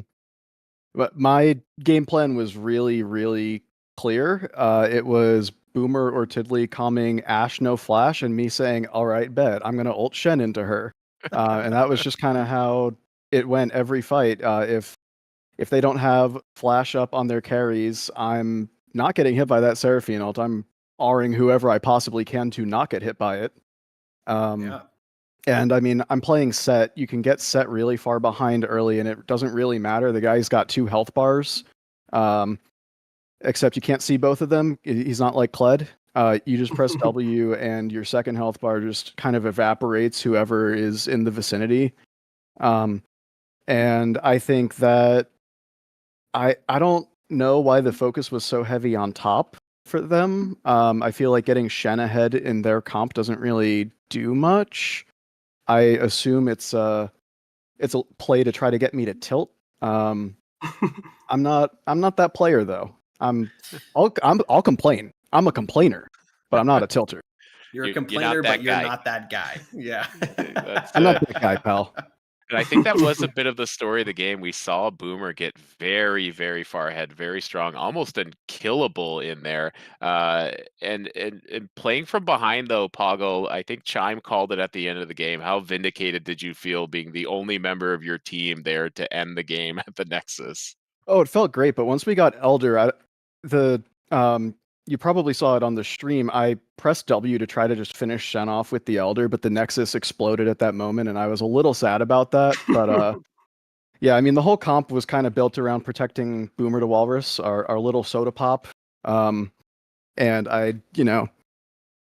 just wanted to make sure that I wasn't losing us the game, and in the end, was able to do the opposite of that off of Tiddly and Boomer canceling the Shen recall over and over.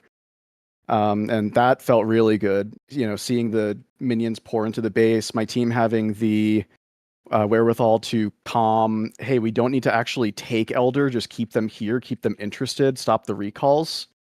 And so it felt, really nice watching the double super minion waves crash into those Nexus turrets and, having teleport up for it, knowing that no one can contest me on the end. Yeah. No, overall, I think a great display of skill. I was excited to see you guys turn around after that game 1 performance. A lot of great plays, a lot of good map awareness. Outside of, the one teleport, questionable teleport when your team is getting flanked on, I think both of you guys played very well. Excited to, hear that the comms were paying as much attention to the map as we were from the casting team. So overall, Yeah. great performance, and now we get a very exciting game 3 that I'm very much looking forward to. Well, thank you. Yeah. We're a Yeah, little thanks. biased here with junglers at the analyst desk too, so I'd love to talk to you about Penta all day. But could you briefly tell me a little bit about the jungle matchup that we have? I'm seeing a lot of strong focus from you just in the stats alone of being the Dragon Take leader for Topaz. But knowing that you've been in this matchup, I'm sure multiple times throughout the season, uh, is the Dragon kind of the focus for your team? What are Yeah, some insights in this yeah, matchup? absolutely. I mean, I think overall we're trying to play every objective we can, but definitely dragon heavy objectives. But I think wherever we can get prio, we're playing around objectives just to get the prio, play control, and then get the objective. It happens to be that we are getting a lot of the dragons, which is awesome. I mean, especially when you have Cloud Soul with Swain Morgana.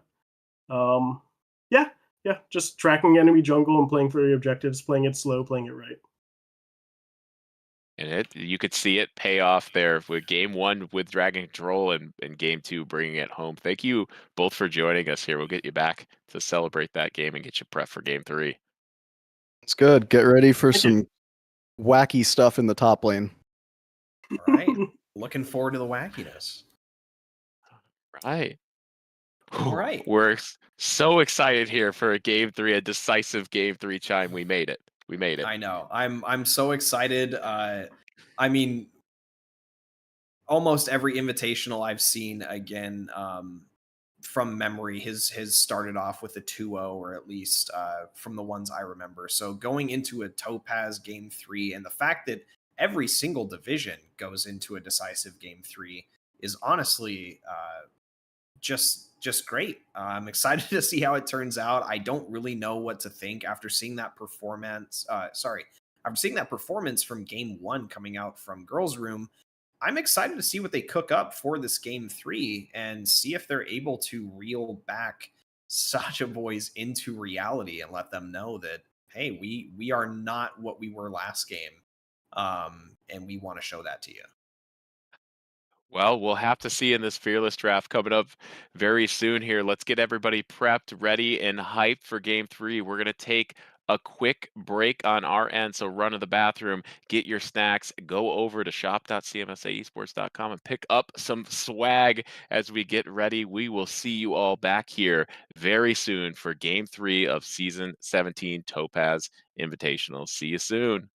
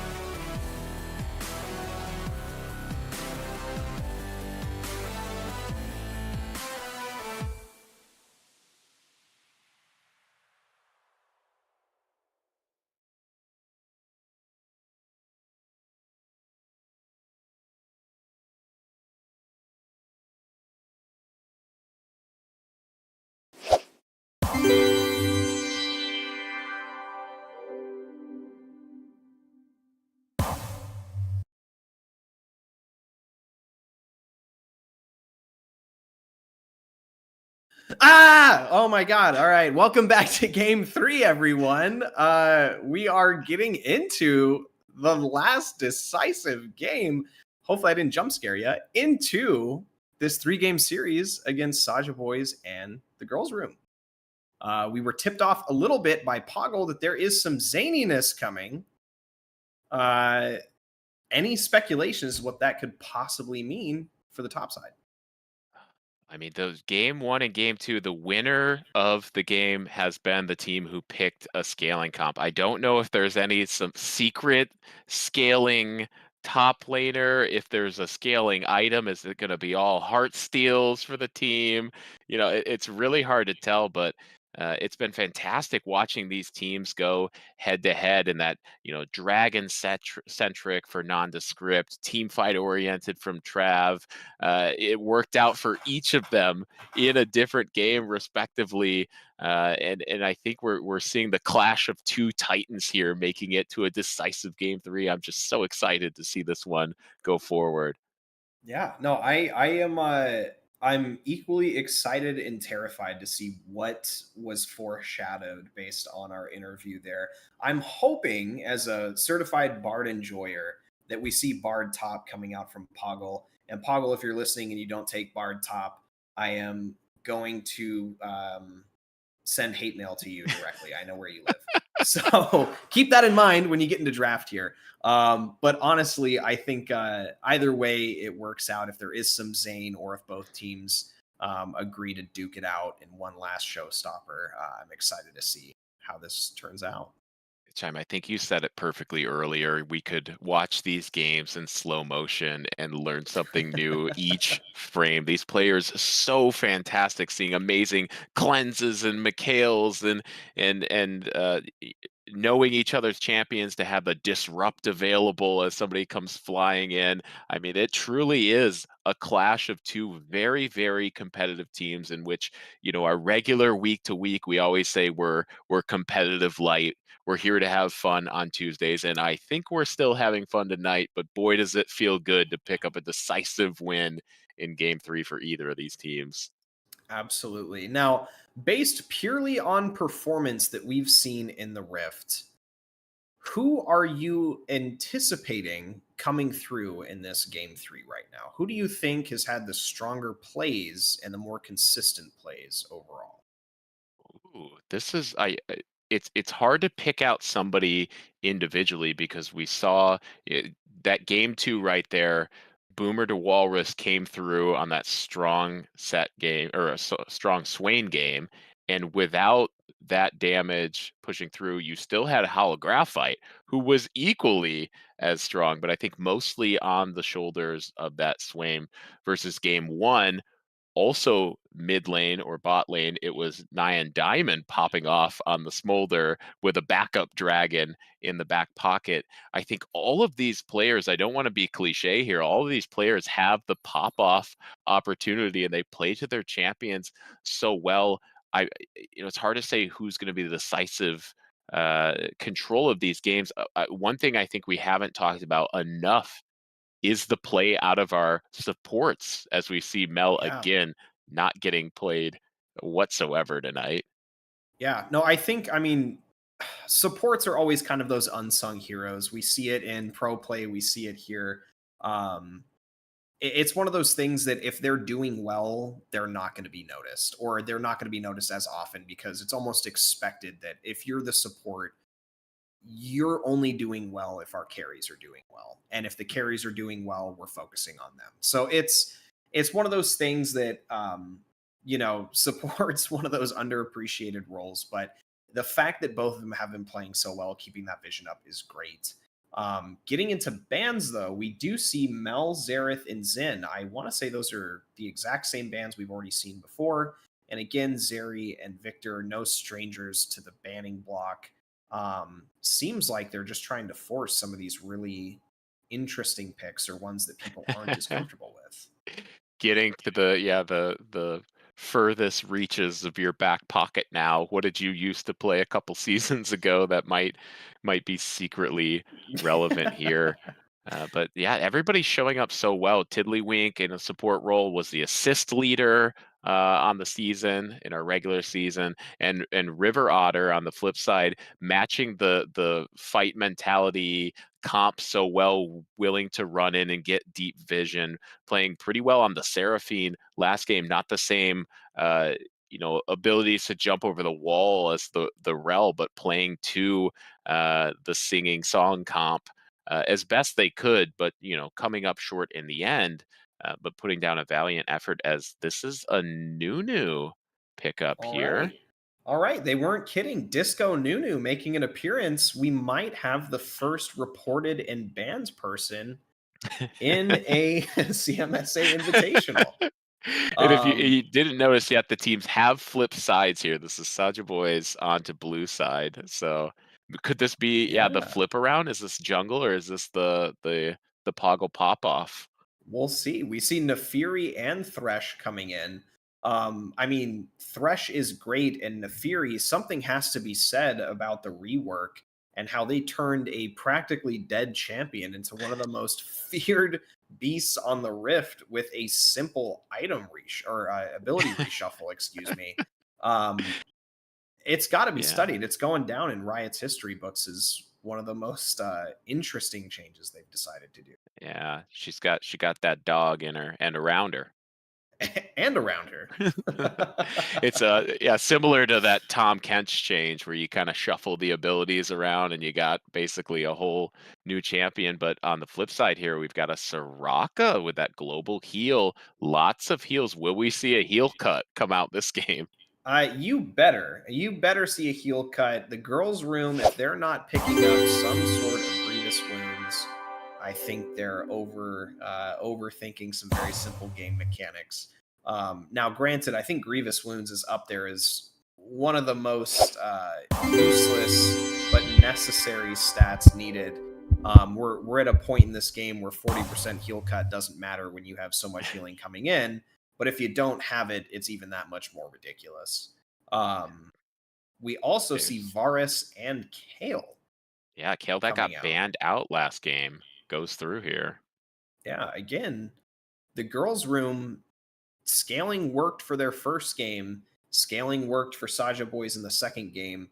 Maybe we'll see some more scaling coming back for the girls' room as the good luck charm. Yeah.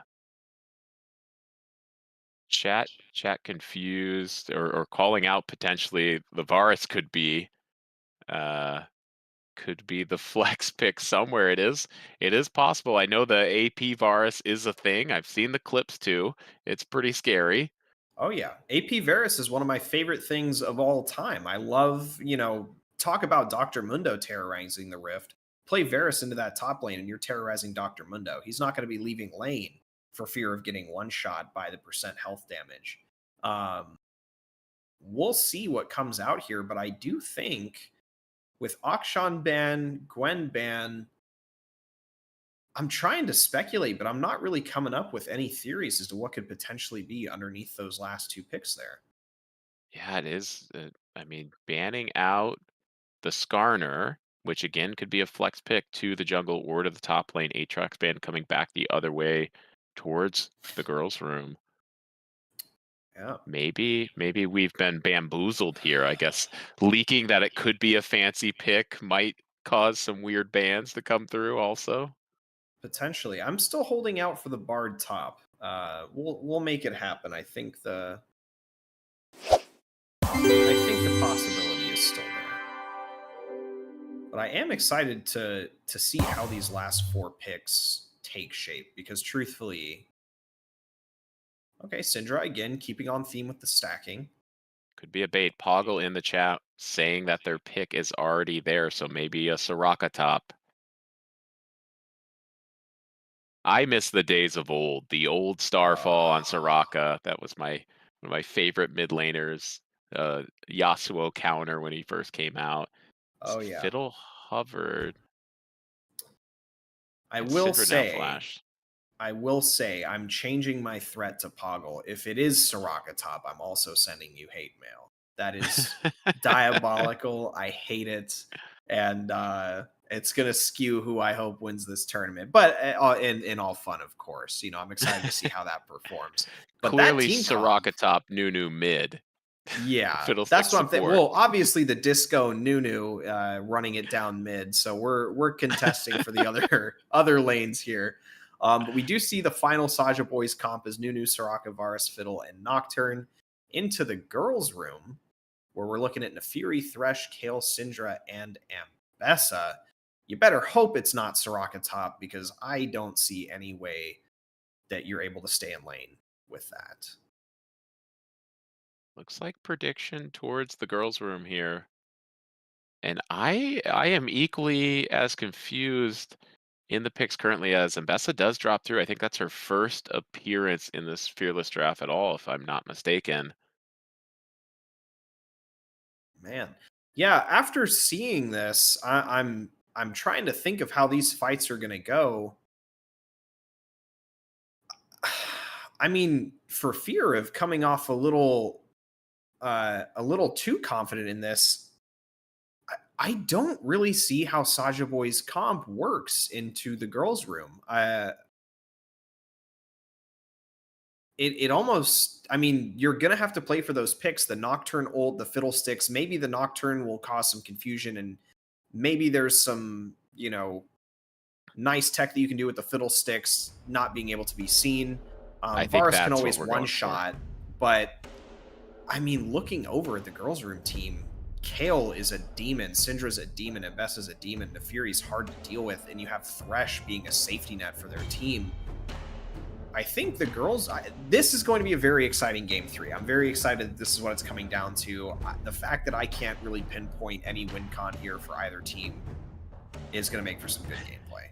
I think the enjoyers of MSI recently would say the Nocturne. I think you nailed you got the nail on the head there. Having a Nocturne to hide a Fiddlestick all in.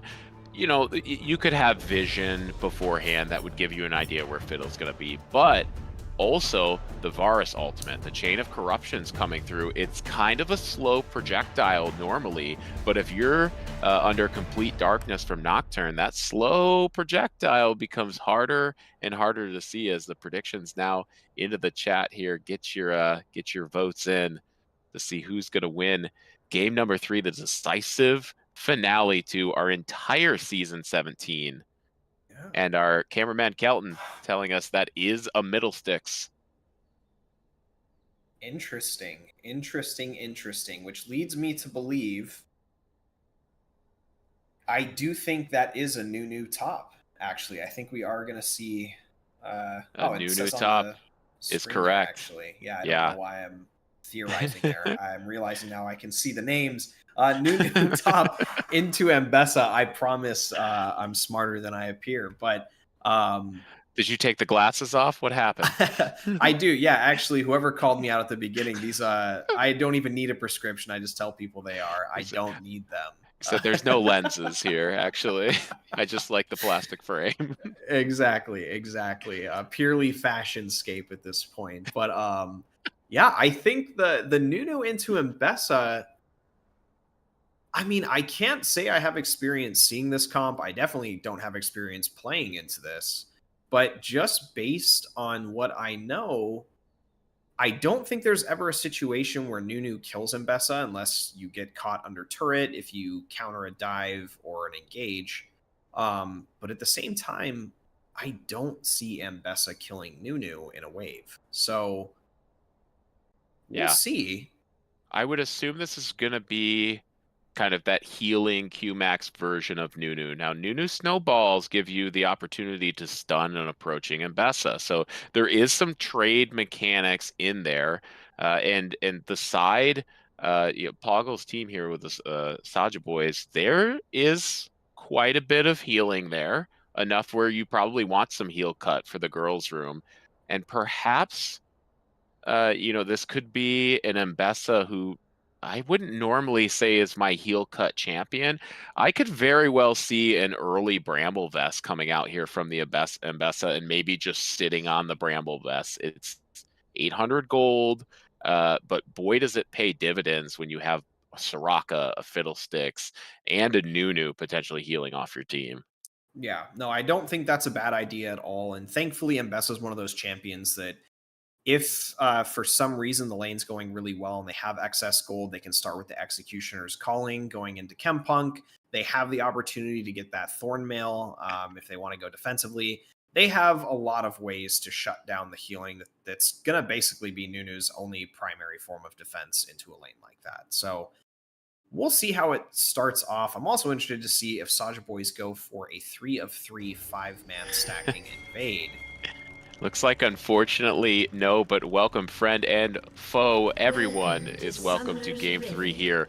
Our Topaz conclusion late into the evening as a real big league 5-point spread matching 1-for-1 across the mini-map here. Have the runway on full display, skins aplenty, everyone showing off their best. And the Kale mid into Nocturne. Interesting. Yeah, this is probably a Qmax Nocturne. You know what? Again, I'm blundering all over the place. It's not Kale. It's a 5-man. Oh, what am I Oh, talking yeah. about?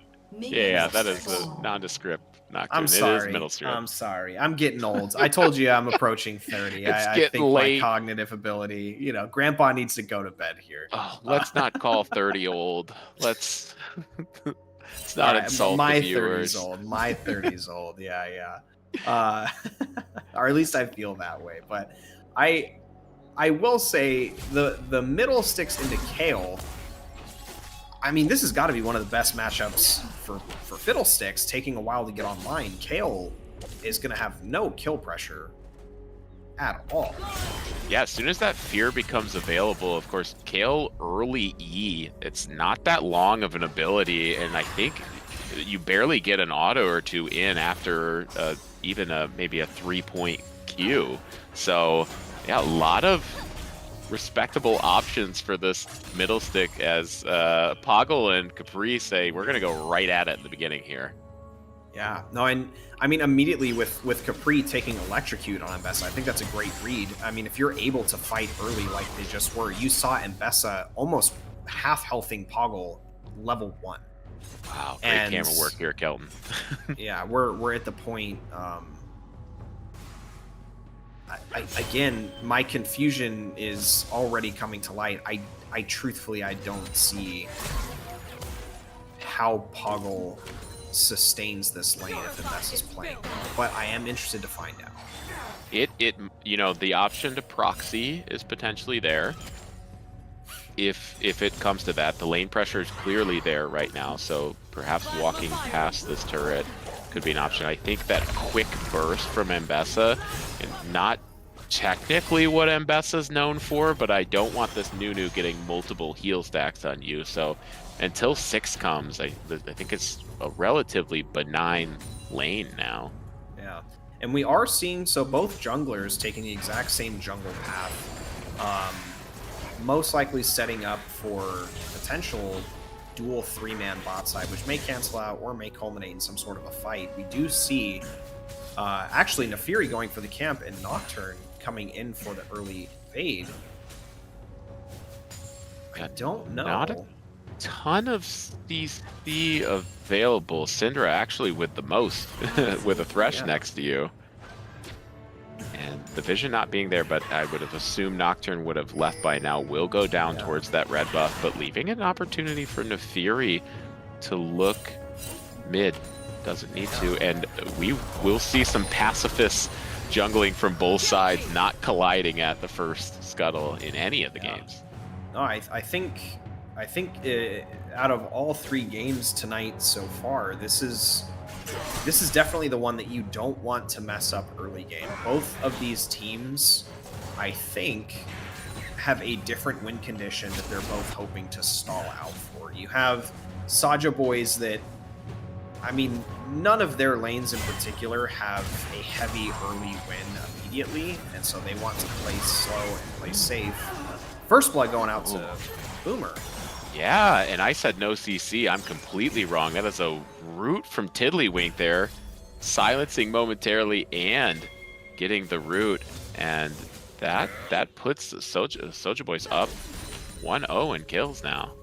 Yeah, no, I was not anticipating First Blood to go off this early, but we see the early teleport from Queen Eclipsa coming back.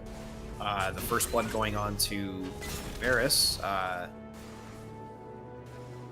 Maybe caught out here. That's a red buff on nondescript. We'll be able to get the slow. Turning around, knowing they can't fight a 2v1. He turns it. Full combo, maybe getting bailed out, or at least... Okay, the extra flash coming out from Nocturne.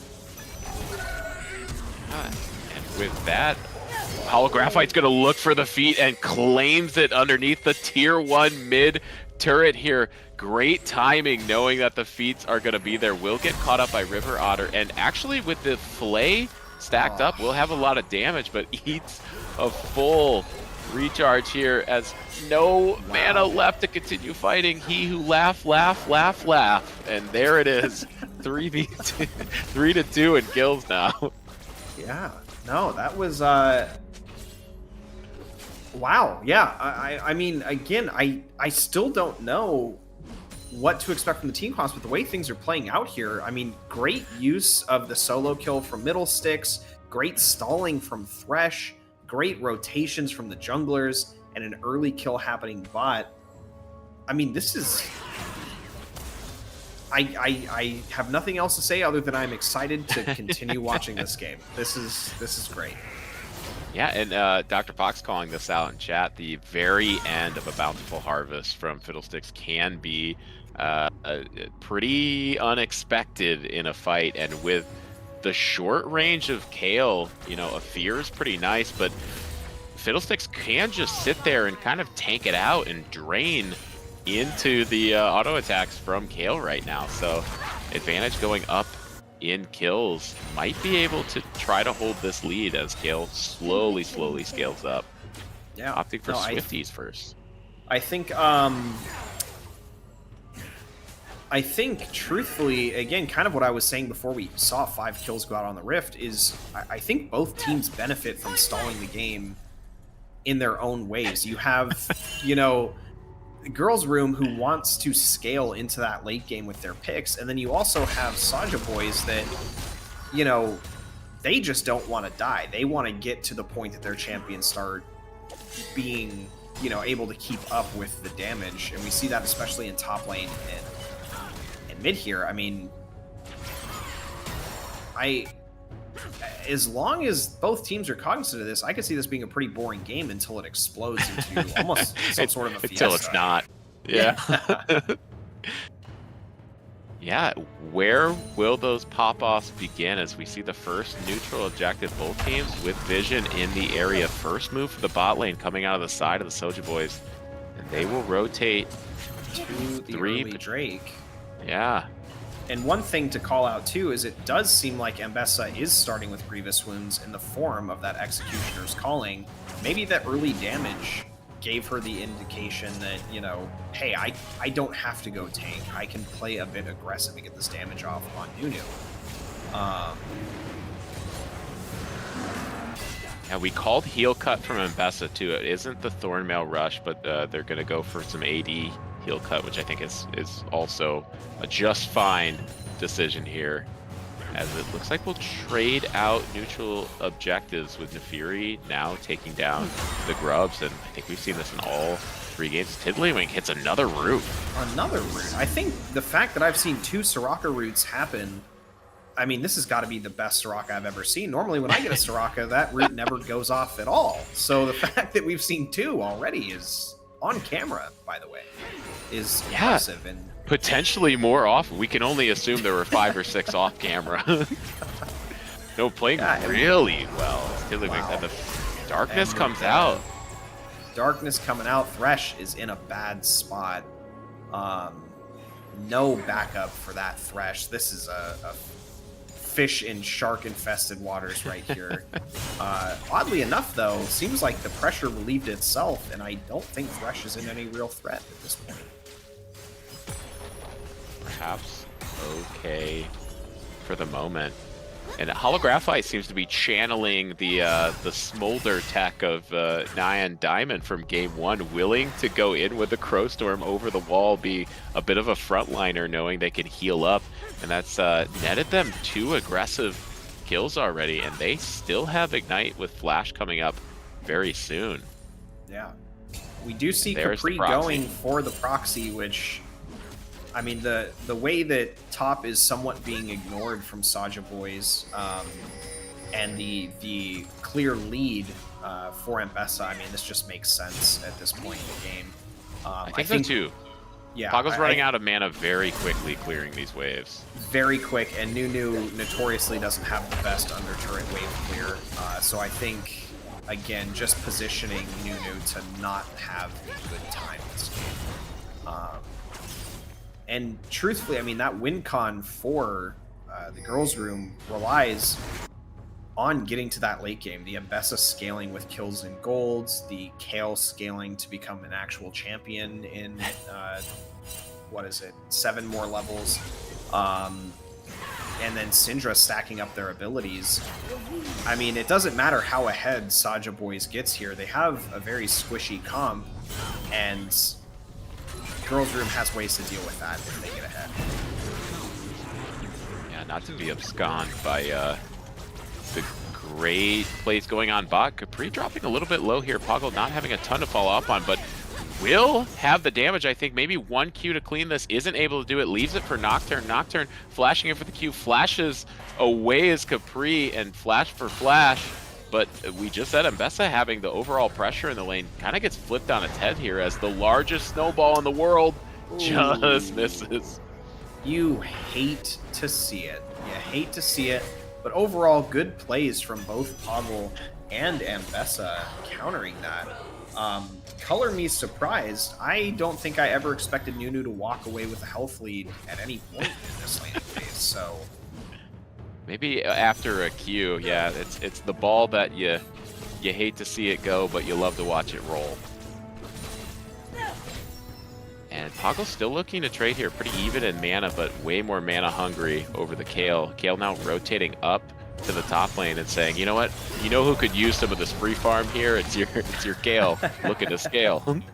Exactly. I think, and that Thresh hook, I mean, if it was Blitzcrank or Nautilus, it would have lollipopped there. So, little unfair to the Thresh there. But, yeah, I don't know if this lane swap mid and top is permanent. But if it is, I think that might actually be a very good call. I think so too. At that point, you just say, okay, we think that the Kale is the way to go. That's part of our win con as a fight breaks out here. Stepping to the side is Tiddlywink. Good dodge, but you can't dodge the stun from Queen, who's hit multiple of these. Just great ball control. Yeah, no, I mean, and as much as I despise Syndra's power scaling, I despise a Soraka much more on principle. And the fact that you see a Soraka get blown up from half HP, although, a bit unfortunate for the Saja boys, it's a bit cathartic on my end. But great play all around. The Mbessa did teleport bot side to no avail and wasted quite a bit of time. But fortunately for them, there's no one topside. So, yeah, totally fine. Teleport there. We haven't gotten to talk about it much, but having the middle sticks down there in the central lane offers you also a lot of sigils in the area, which, when playing jungle Fiddlesticks, sometimes gives away the path you've been going on when you choose to drop a sigil somewhere. But mid lane, kind of working out slowly leaves Holographite very, very safe. Probably contributing to some of that roam pressure early on. Absolutely, and they do have the extra smite control with that new Q at this point. We saw the Syndra teleport bot. Seems like Mbessa and Kale have situated themselves swapping lanes, at least consistently enough. Kale hitting that level 11, so being able to be a bit more threatening on the Rift. Overall, again, this game kind of stalling out with not too much action is exactly what I anticipated, and I think it's going to continue this way, at least until we start seeing these, level 14s start hitting the Rift. I mean, this is going to be a very slow burn here. Yeah, I think for the side of the girls' room, you're looking for a little bit of a blow-em-up comp. I think you'll have a lot of damage with Mbessa, and of course, any catch from Thresh or Syndra could net you a kill quite quickly. But on the flip side, Soulja Boy is saying, you know what, we do have multiple spites. In fact, Poggle's running Unleashed Spellbook here as more damage comes through on a Queen Eclipse, turning back around as River Otter. This is a very strong Thresh. The flay damage coming through so potently actually forces Boomer out of here, but fight might continue a little bit, but Nocturne coming in. Again, the other thing, we'll wait for this mid play here, but able to kite out. Capri into the Nunu ults. Oh, the Capri Sun has set over the mid lane. Wow. That has got to feel bad. That is so unfortunate. What a crazy ultimate to have hit there. I mean, yeah, you kind of just, that is unfortunate. At the end of the day, that is just incredibly unfortunate from a timing perspective. You hate to see it. Quite unfortunate. I've seen a lot of damage come through on those ults before, so I understand the willingness to go in and try to trade one back. Perhaps knowing that the damage could have come through to kill you under turret, so rather try to trade it back early. As a continued fight through the mid lane, we've already seen Nondescript going down on the front end of this fight. Will it be a jungler for junglers? Poggle's willing to walk towards the turret, will have Q available, gets a quarter of their HP back up, and has Soraka waiting in the wings behind. So we'll be able to fully heal as we put our sights up towards Shelly. Yeah, absolutely. And one thing I wanted to make a call back to in the bot lane play where we saw Queen Eclipsa flash the Varus Q, I have to imagine that Varus and Boomer subsequently is feeling a little frustrated this game with the lack of action. You saw Varus pop a 3-foot-long Q instead of holding and waiting, and that allowed Queen Eclipse to get out with the flash. We do see Kayle starting to do quite a bit of damage. Already scary. We thought again this was going to be a later scaling and harkening back to the days of the Smolder. Holographite going to try to fight back here. Ease down momentarily. Just use it on the turret. It's right back up now and doing AoE damage as Nyan Diamond, who goes pretty even with the Fid, but comes out with the pressure advantage. Fid wanting to catch this wave as the fight breaks down low. Darkness falls over the rift as Nondescript looks for a target, finds one, and Queen Eclipse can't drop them immediately, will survive momentarily, but does get dropped from the Varus Q in the fight. The ult, but I don't think it matters.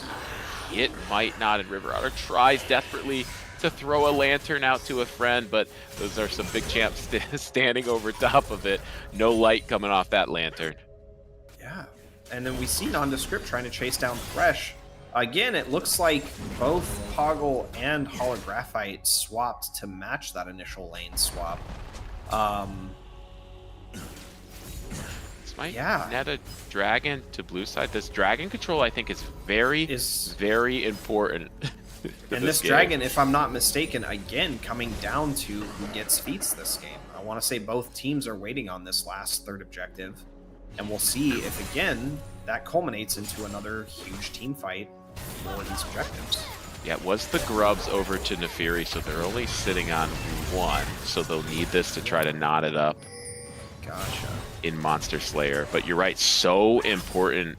And it goes right back to we have a team with massive scaling with the Kayle into a team comp who wants to control these dragons and try to use that as their pressure to win the game. And they're both playing to the comps extremely well. We didn't get to talk about the damage we saw from Nyan Diamond, but this Kayle has already ascended now. It was only 16 and a half minutes into the game we saw the damage coming through, leveling so quickly. Yep, and we are approaching the point of the game where we start seeing those solo laners hitting that, 13, 14 levels, where they're just anticipating that level 16, scaling up with items, being more demons on the rift, and anticipating these team fights a bit more. Again, though, the hard thing is, how do you contest a Drake from the point of view of Girls Room when you have a new Smite who are coordinating for a 2400 execute? You just can't. Yeah, the double Smite, potentially triple Smite, if that spellbook turns into a Smite. And we're seeing them force that pressure now, taking the third dragon, getting that feat for Monster Slayer, and dodging out Boomer to Walrus, saying, I'm very important to these fights. I think that's a defensive, I thought defensive Nocturne ult, but actually being able to turn and get one onto Queen Eclipse, and you've got the cavalry behind you now. Boomer living by the hair on their ass with that play. I mean, just barely. Queen trying to chap it, though, and shave it down a little as the fight still continues. River Otter, knowing they had so much damage in that little skirmish in the bot lane, playing very far forward, being a good support, catching the wave, and will have a lantern for Capri, who might not be able to get it from the CC. Again, the Fiddle ult, the positioning is just incredible here. You see the uncontested double smite coming onto Rift, you see them on the Drake, the positioning catching out, the retaliative ult from Nocturne onto mid, Boomer getting out. Just a bunch of unfortunate plays back to back if you're on Girls Room's perspective. But the pick bot side onto Boomer, leaving the Kayle alone, it's pretty good news. Kayle's getting bigger and bigger, and if this is TFT, that's a Rage Blade going on next to my Kayle, but I don't think that is the build here. Do you think we're going into a death cap or a void staff, or what's the? I the honestly, going I build? think it may actually be Ginsu's. I mean, a death cap could be good here.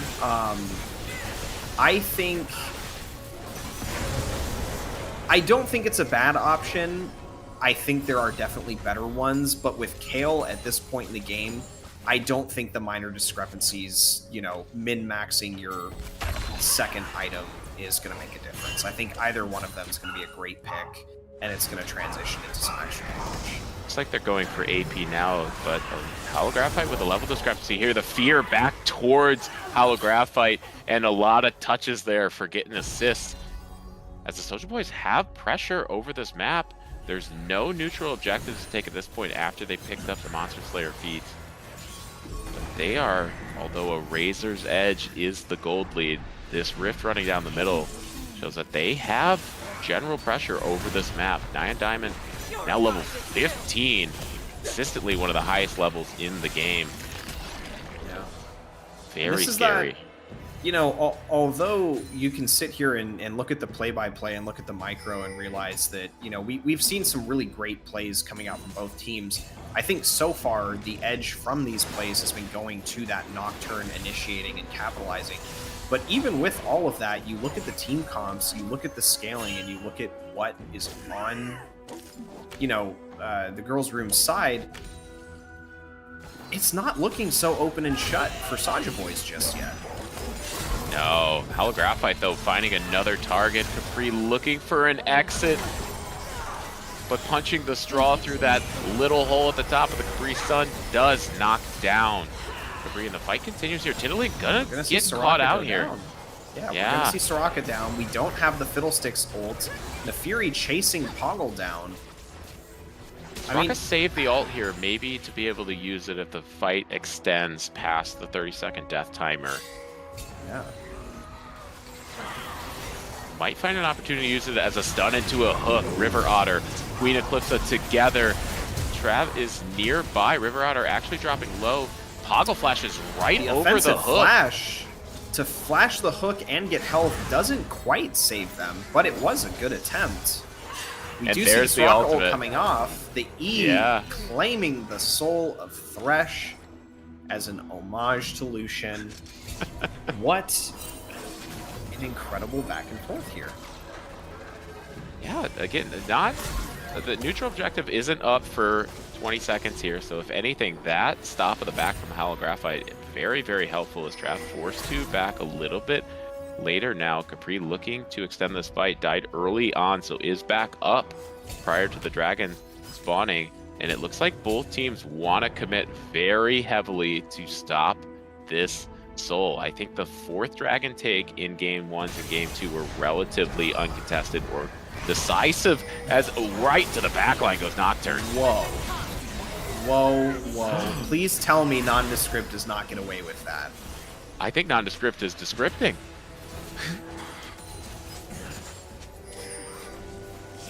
Wow.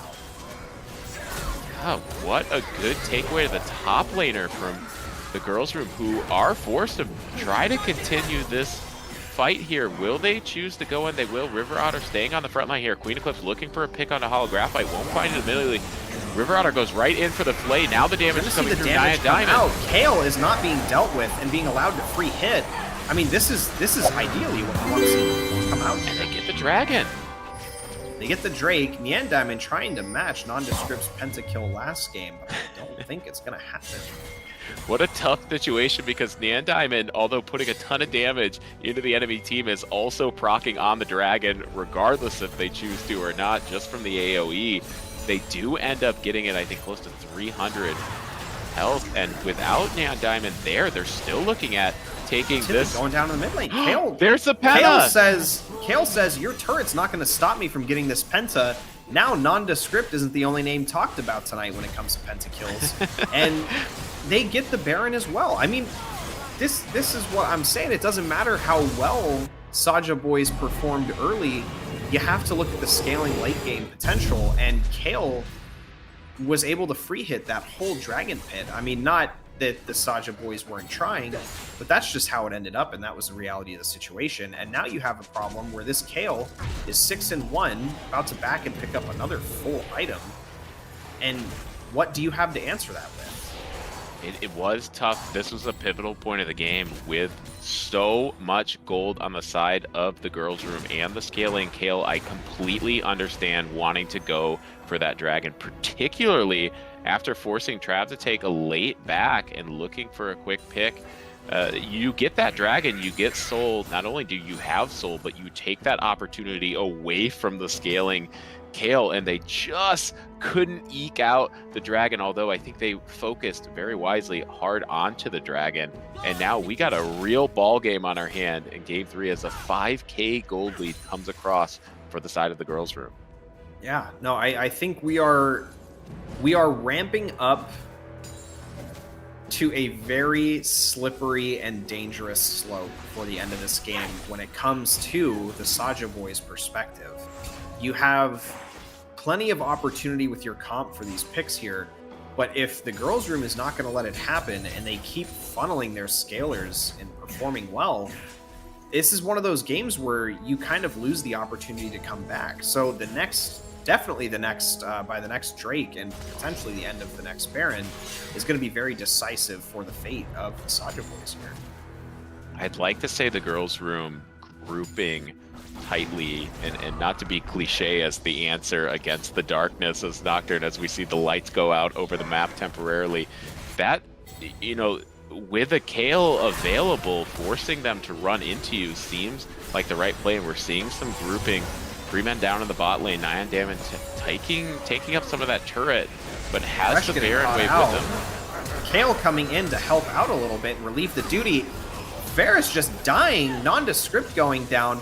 Momo, Holographite getting a 1,100 gold shutdown to fund the comeback. Tiddlywink going down, Holographite's going to go down.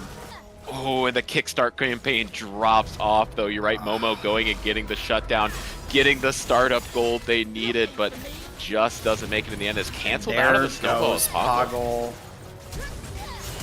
But might trade it back. Wow. Does trade it back, but at what cost? Yeah, no, what a very, very interesting end to the game 3. Seems like the win is going out to the girls' room. Incredible performance from truthfully everyone. And yeah, looks like we have the girls' room taking it home, winning the Invitational. This is our first four set invitationals we've ever had in CMSA. So season 17 has a lot of great first. We had 2 pentas. I can almost guarantee you that's the first time we've had 2 pentas in an invitationals. All 4 of them going to a decisive game 3 and eking out the win here is the girls' room. And I'd have to say it was mostly on the back of a 1 Nyan Diamond out of the mid lane. Yeah, no, I echo that a lot. I think Nyan Diamond and Capri making the swap to change lanes early, keeping the momentum going. Truthfully, Travi, Syndra, and Thresh holding it down across the map while they got their scaling going. I mean, overall, I think that was just a great display of the team understanding who their carries are, who they need as their win con, and playing around that perfectly. Yeah, having a person as your win con, and on the flip side, Saja Boys putting up a valiant effort, knowing that they need to take those neutral objectives. And honestly, they did. They took all of the dragons up until the soul came through, and it was a 50-50 toss-up. That game could easily have flipped, maybe had that dragon gone the other way there. Yeah. No, I echo everything you're saying. That was a very interesting end to this game 3.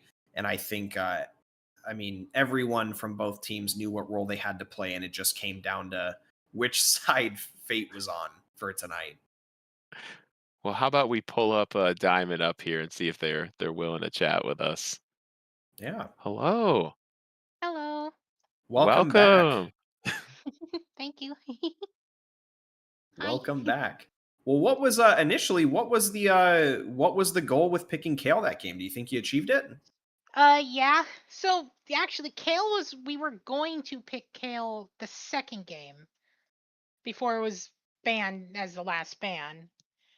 So this time around, we decided to pick Kale as the first round pick, so they wouldn't have a chance to ban it. And yeah, the goal was basically kind of similar to what I was doing with Smolder, just like try and power farm as fast as possible to my strong power spike, and that's when I just start joining fights and getting to work. Yeah. That power spike coming very, very early again. We saw this kind of across all three games where what are normally late game scaling champions turn so quickly into powerhouses. And I would say I'd credit some of that into the lane swap top lane that netted you even more free farm into the new matchup up there. When you have a call like that, is that kind of a team decision to move you up there away from some of the objectives? How does that That go down? that was a part of it. Part of it was, or the start of it was when uh when Capri was on like the back foot there. We had Nunu and Nocturne posturing to kill. I was originally coming up to just catch the wave or even just try and save Capri because of the Nocturnal, and I actually didn't re- realize Capri finished the back, which so I just took over top from there. Oh, just a natural flow up there. Yeah, Yeah. I saw what was heading on top. I cleared my mid lane and just tried to run up to try and either A, save Capri, or B, just catch what's been going on, but it turned out to just be a win-win scenario. Yeah. And No, and I speaking think of the Capri, I drag Capri up here if you're there here. If you're Yes, here there hello. too. awesome. Yes, hello. Yeah, I think the elephant in the room here, the pentakill coming out, diving the Soraka. I mean, how much did you just want to one up or not Pantheon from last game and claim the second pentakill of the night? And how much of it was pure ego at that point? It paid off. uh, so I may have not have realized I was actually getting the penta when killing Soraka. I just saw a kill and went for it. Well, Well, it's it So gotta paid feel off. nice when it flashes across the screen there. Capri, I have that to was ask you as our representative in the league, and I don't know if you know this, but out of our full-time players in the league who've played more than half of the games, you are the lowest death total for the Topaz League. So congrats on that. Um, That's insane. oh wait, you lowest beat death on the him. island. But Wow. in that champ select too, we had some confusion at the caster booth trying to figure out where everybody was going. We were promised some spiciness in the top lane, and Poggle was quoted saying, sometimes he's trying not to lose us the game if we have a scaling comp. Did you know what was going on in that draft whatsoever? Yeah, actually, we did see that Poggle played a few normal games of Nunu. I wasn't too sure that it was going to be the Nunu top.